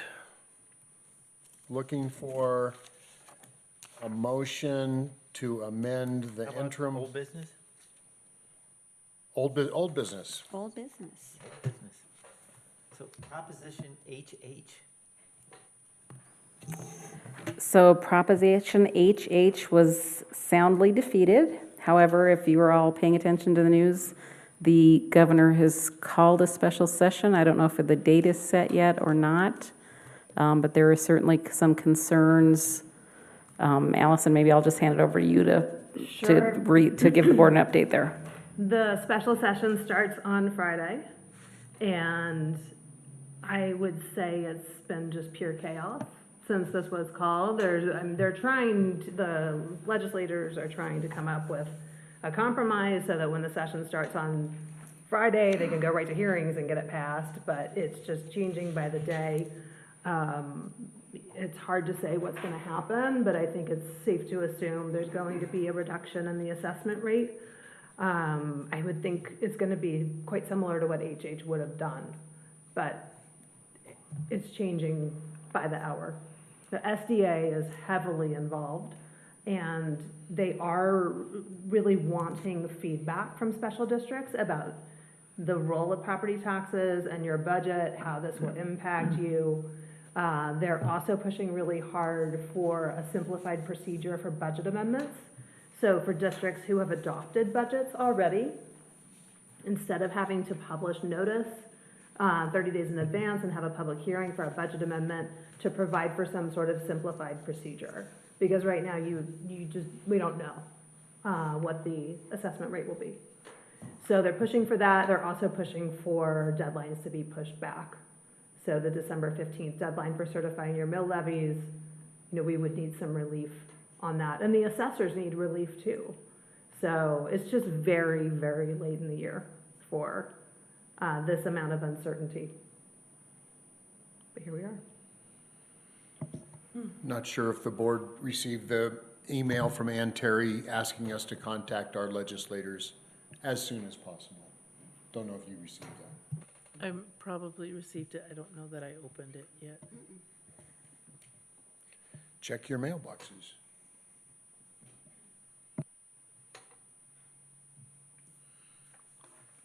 Any other old business?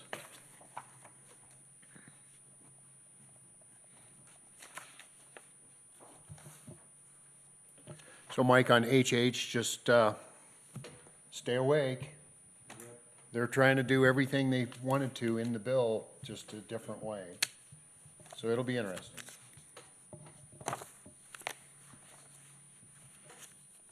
All right, new business.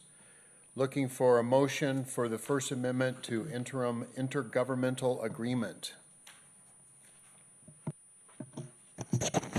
I move that the Board of the Directors of Highland Hills Park and Recreation District approve as written the First Amendment to the Highland Hills and Park Recreation District and City of Westminster interim intergovernmental agreement.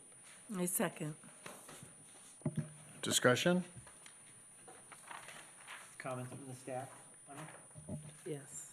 That was my question too, Mike, is how does staff feel about this? And I would like to phrase it differently. Like, what are the most important things of this IGA that I should be aware of? I think the most important thing is that we did extend that deadline out to the end of 2025 for the actual IGA itself, and that was a mutually agreed upon decision, given the fact that our strategic plan is in place and their vision plan is in place. So I think it's a very good move for us to basically add the extra year onto that agreement. I think that, like I said before, the goal is to get to an overreaching consolidated IGA, and this gives us the time to adequately do that after we've reflected on the recommendations from both parties plan. There was a lot of language brought in from the Ice Center IGA, but again, these things have all been agreed to in principle by their staff and our staff, and we think it's going to make a good process for us going forward with how we deal with the joint facilities, including the Ice Center and the MAC. So I think it's all, certainly we all agreed, we had back and forth, both sides were given opportunity to put forth what was important to them, and we ended up in a place, it felt like a lot of back and forth at some times, but we ended up in a place I think that we're satisfied with what the agreement looks like as well as the city, so.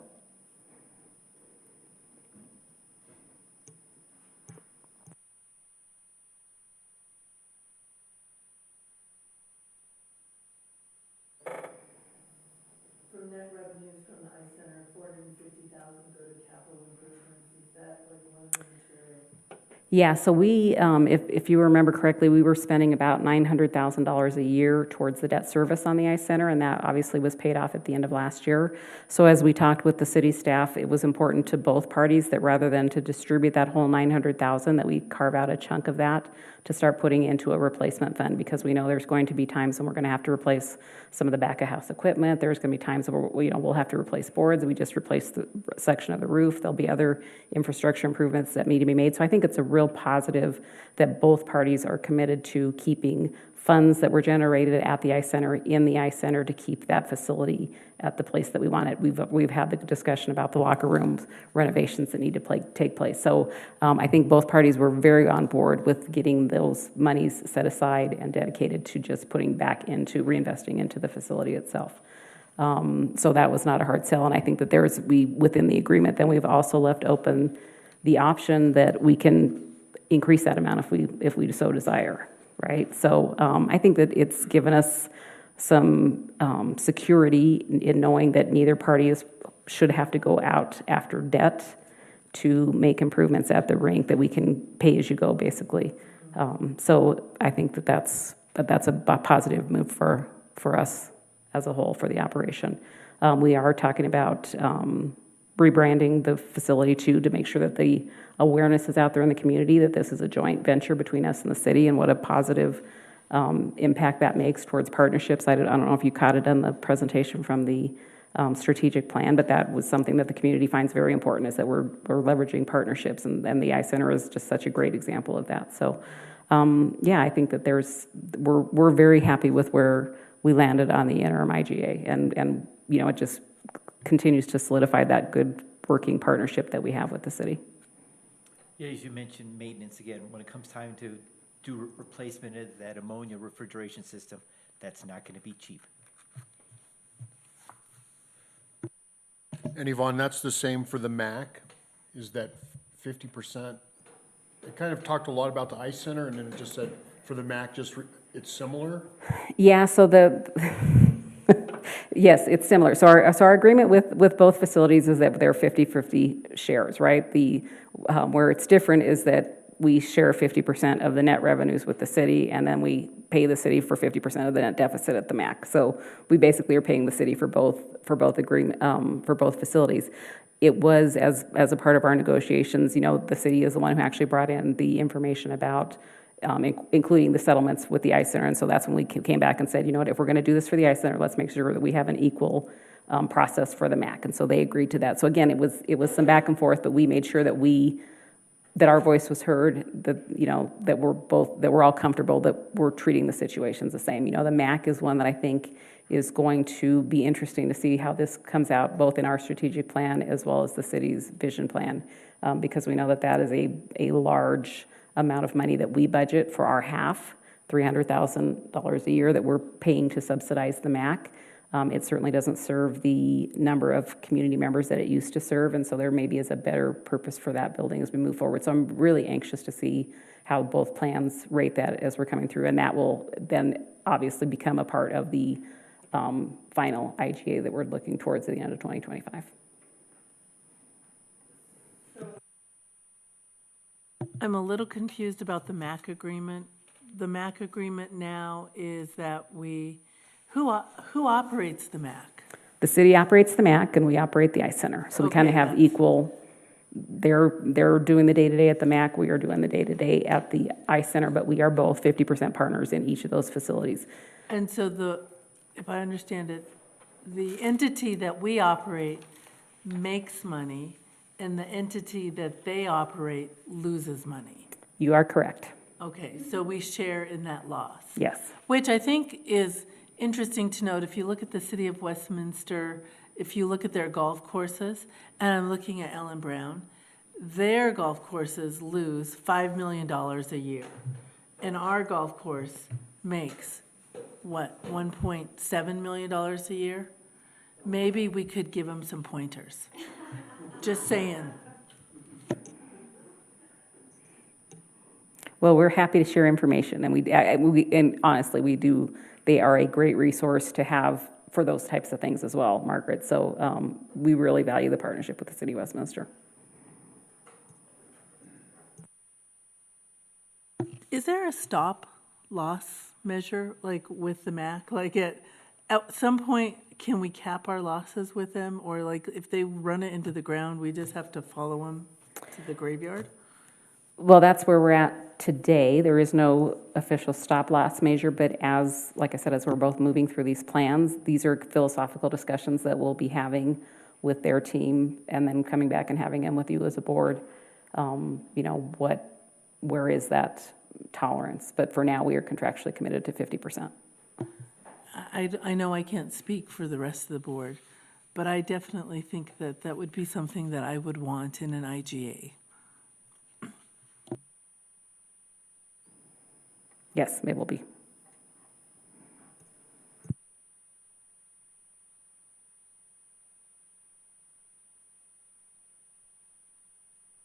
Any other discussion?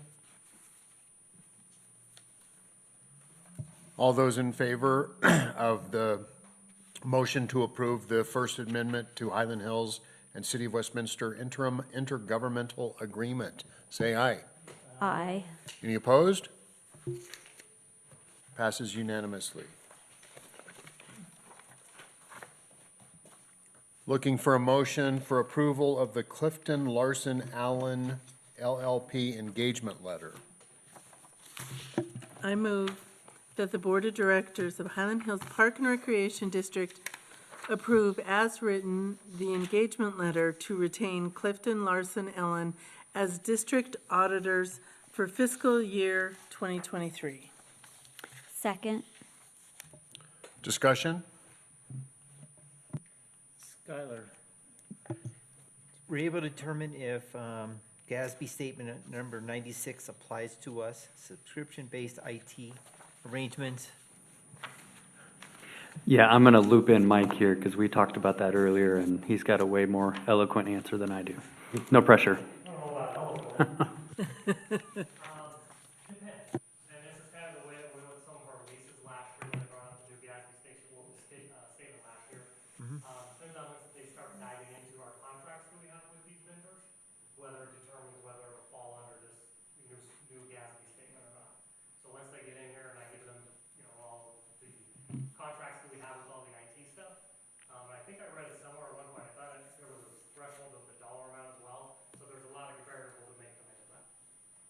Okay. We definitely will be asking them for questions. Yeah, again, in the title, you can't tell if it's from, are you a revenue generator or are you a buyer of IT services in this GASB, so. I believe why they put it in our engagement letter, it probably means it's because we're a buyer. We don't sell any IT stuff to anyone. Yeah. So I think that's the way that it should be interpreted. Okay. I guess if you were selling IT stuff, that's a new side gig for us. And staff was good with the fee proposed? You negotiated that and feel comfortable? Okay.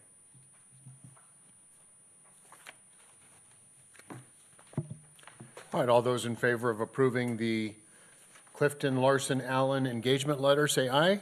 Aye. Aye. Any opposed? Motion passes unanimously.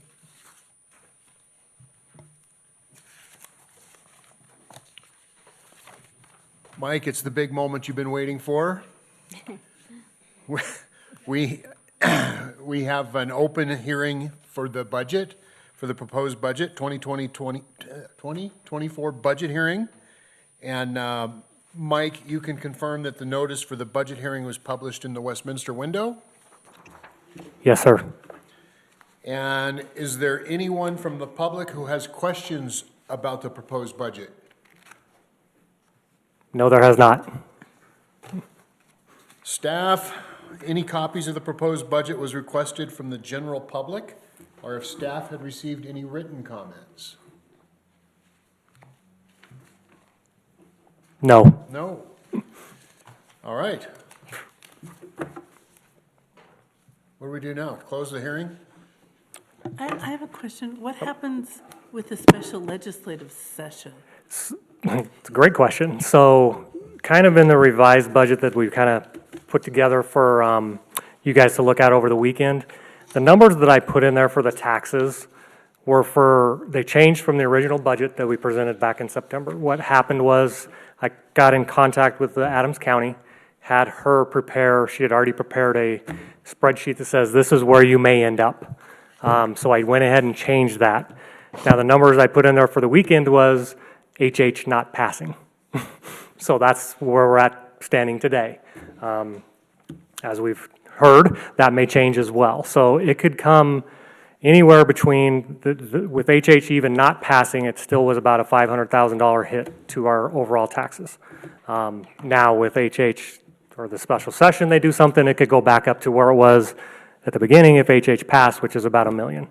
And it's just all over the board on where it is. Now the assessor has said, probably not knowing that this special session was going to be, she was going to try to get those out by the deadline of the end of November. Now I don't know that she'll hit that. I don't know.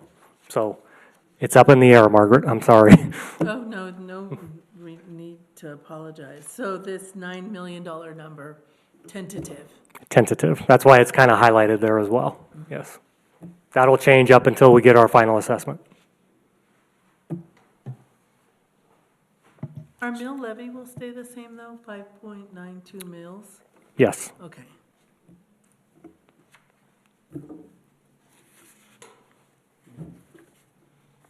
So stay tuned.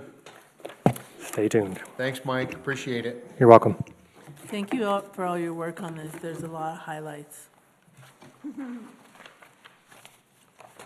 When my doorbell rang and my wife said, there's somebody here from the district to give you some things, I'm thinking, oh, that's Mike. But it wasn't. It was somebody else. All right. Looking for a motion to reschedule our Board of Directors meetings from December 5th to December 12th, and the regular meeting of January 2nd to moving that to January 16th.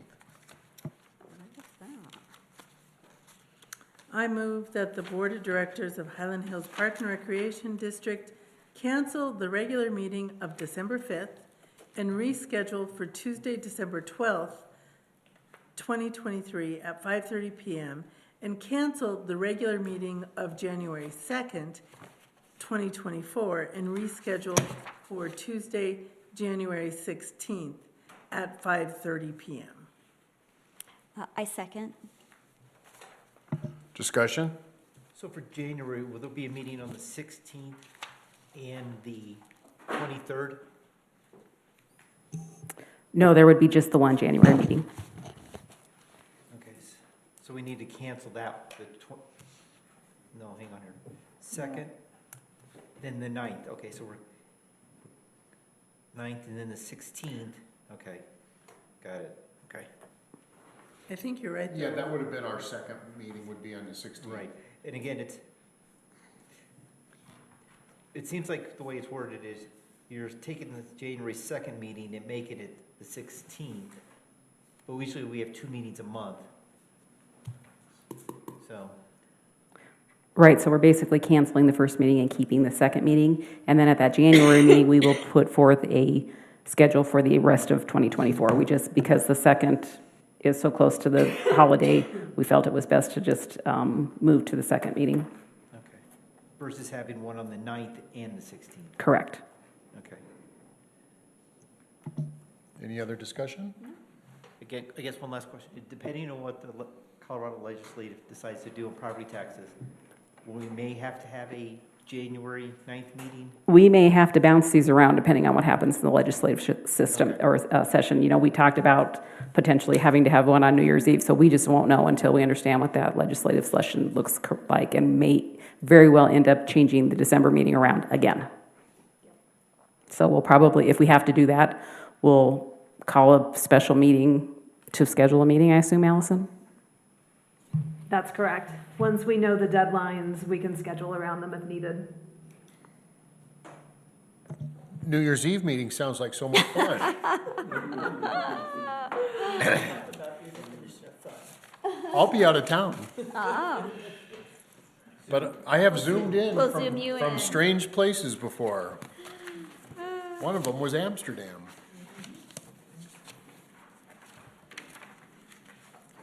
All right, so all those in favor of moving those two meetings and knowing that we may add or move other meetings?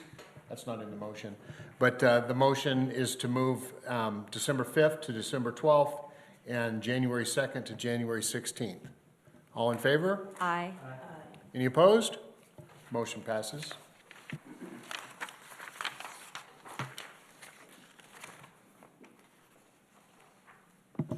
Yvonne, I see another motion in my paperwork for tonight about the resolution with Collins, Cole, Flynn, Wynn, and Ulmer.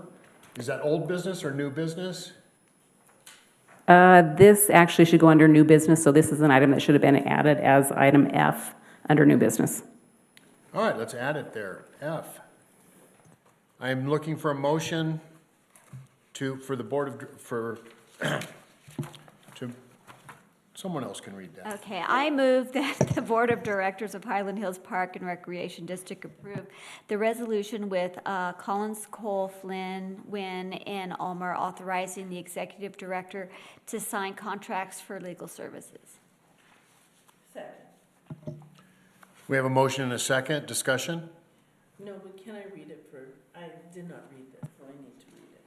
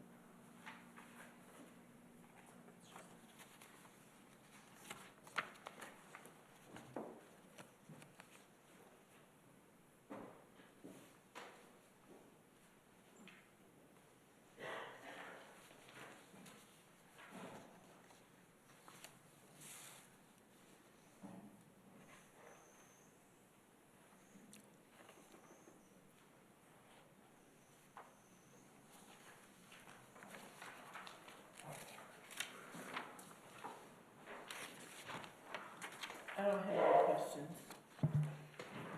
Any other discussion? All those in favor of the motion to approve the resolution with Collins, Cole, Flynn, Wynn, and Ulmer, authorizing the executive director to sign contracts for legal services, say aye. Aye. Opposed? Hearing none, motion passes.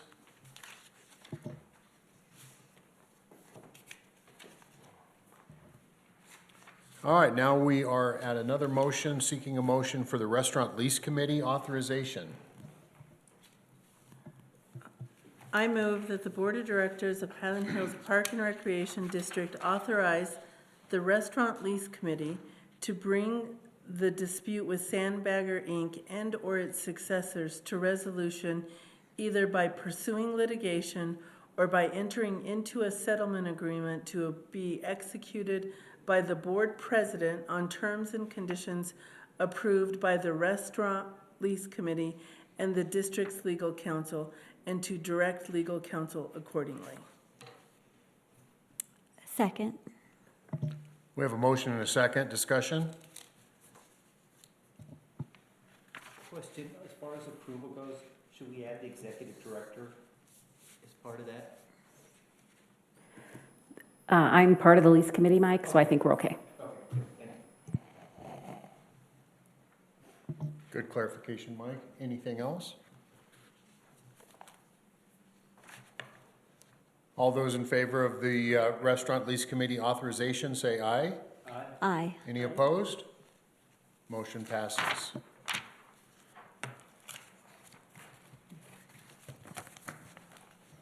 We're now at Board of Directors open discussion.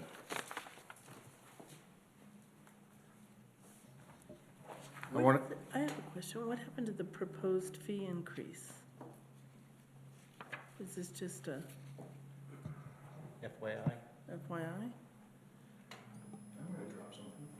Yeah, no, it was an FYI, so we did incorporate the fee increases. So we actually went through an exercise before we knew the outcome of HH about how we would make up for some of those revenues. So as we evaluated it, we came up with a list of fee increases. After we found out that HH didn't pass, I think we came back and adjusted to some fee increases that we recommend that the board consider anyway. We know that the cost of wages are going up. We know the cost of utilities, our operating expenses are going up anyway. So we felt that the ones that ended up in the final draft, and correct me if I'm wrong, are fee increases that we think the board should incorporate into next year's budget, and those were in the information that was presented to you. Mike, correct me if I'm wrong on any of that.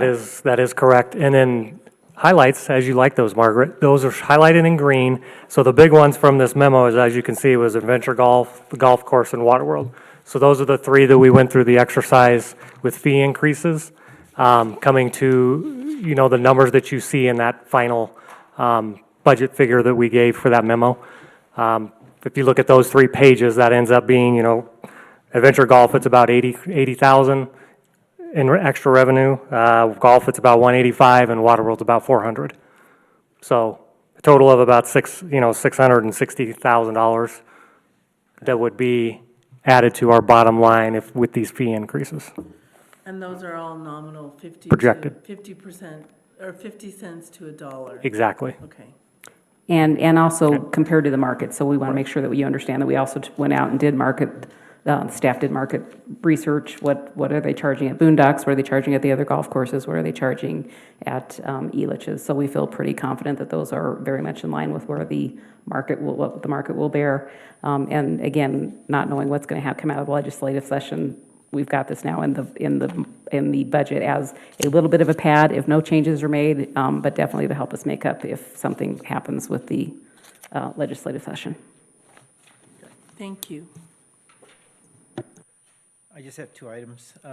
One is, when it comes to pickleball courts, again, soundproofing, again, I think we talked about sound barriers, maybe that it's like landscaping, but maybe we really ought to consider some type of engineered soundproofing materials to be good corporates, good parks and recreation citizens anytime the pickle courts are close to residential areas.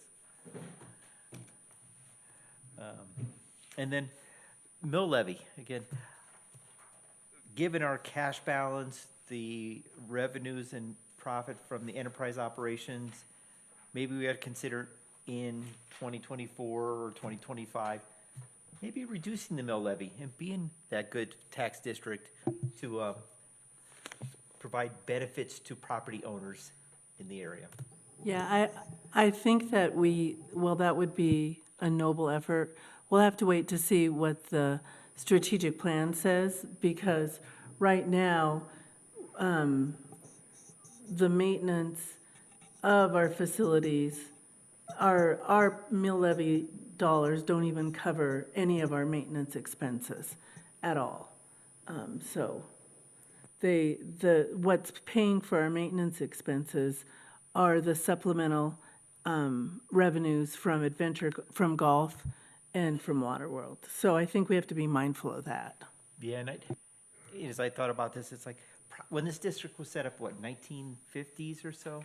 There was no concept of an enterprise operation that's been as successful as this one's been.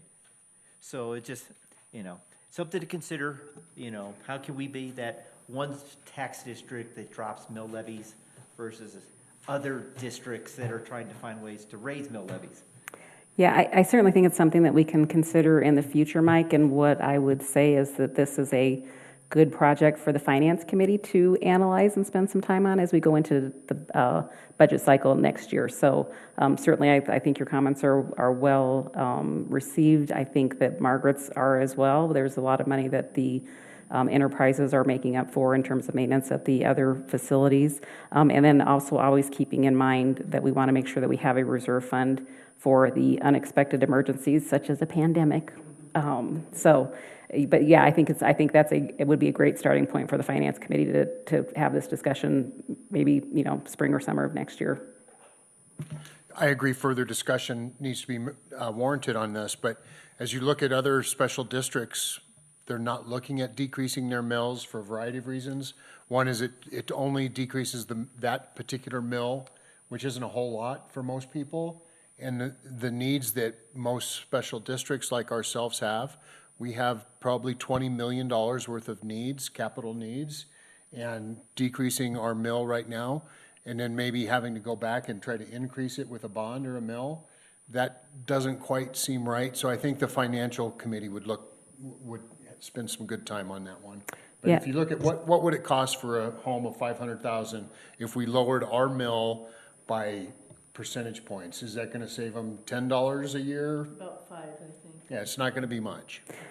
Because you'd have to change, all the mills would have to change to make a difference for our constituents. Yeah, and I think it's a good reminder, Warren, that our portion of the homeowners mill levy is very small compared to the school district, compared to some of the other taxing entities out there. What I would say is if the board ever decides that they want to do that as a goodwill gesture, I would never advocate reducing it. I would advocate temporarily reducing it, right? So we maintain that baseline for whatever the circumstances may be.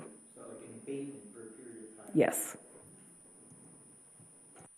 And Mike, that's kind of been the general consensus around special districts as they talk about the mill levies or anybody who's looking at reducing mill levies is do it temporarily. So there's just a lot of conversation yet that has to take place.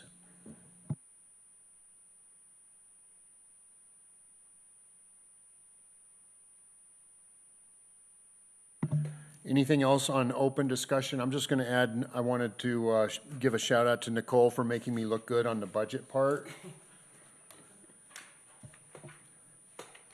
And also to make sure everybody up here has a wonderful Thanksgiving with their family. Ditto. Thank you for running a very full board meeting. And I did not take good notes on the action recap. We have none.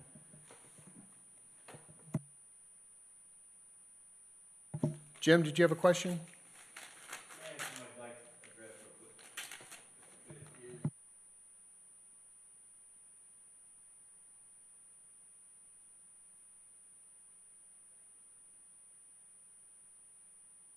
Yeah, we record those, so if you could speak into the microphone, we'll have it recorded. How we at right now? Good? Okay, I've been to the city of Westminster and to the city of Federal Heights discussing the intersection of 88th and Federal. With all that development that's going to be going on, there's something like 2,800 homes and somewhere around 40,000 square feet of commercial space. It's going to bring a lot of traffic into the area. And I think that the district right here is strategically located to where it would be accessed quite heavily by the folks living over there. And I've had great concern of that intersection being safe. I've also talked to the CDOT about it. And I think that if you guys had some kind of input on trying to improve that intersection before it all that development gets taken care of, such as a underpass or overpass, so that we don't have any of the citizens getting hurt or killed. I would like to see if you guys had some kind of power or some way to address the agencies, because I would see that if there was an underpass or overpass there, people would come over that, come right on down, and take advantage of the park. And if any, the more you expand it or whatever you guys end up doing down here, I think it would enhance for the community and you guys. So Jim, just to give you an update, I serve on the master plan committee as well for the Highland Hills Park and Rec. And that's part of our master plan, not the strategic plan, but the master plan. We've talked about trail systems and things like that in that area. And I think it's a good idea to keep some type of, what do we do about the traffic? Correct. Yes. Okay. All right. Thank you. So it's your lucky night twice tonight. I tell you, I'm living. Okay. Thank you. Thanks to the staff and everybody. I appreciate the time. Thank you. We're glad to have a member of our community come and sit and watch the sausage being made. Any board meeting recap? So I was keeping track, and there are no action items that I noted. Did I miss anything? No, there aren't any action items. I, again, will echo that if we need to, we'll keep an eye on what's happening with the legislature and then keep you guys posted. I guess just be prepared to be nimble if we have to schedule some meetings and figure out what we're doing. So just know that that's kind of hanging out there for us. I'll bring my baseball bat like Polis did. I thought you were going to bring the champagne for New Year's Eve. Yeah, that's better than a baseball bat for sure. All right, with that, meeting is adjourned. Thank you, everybody.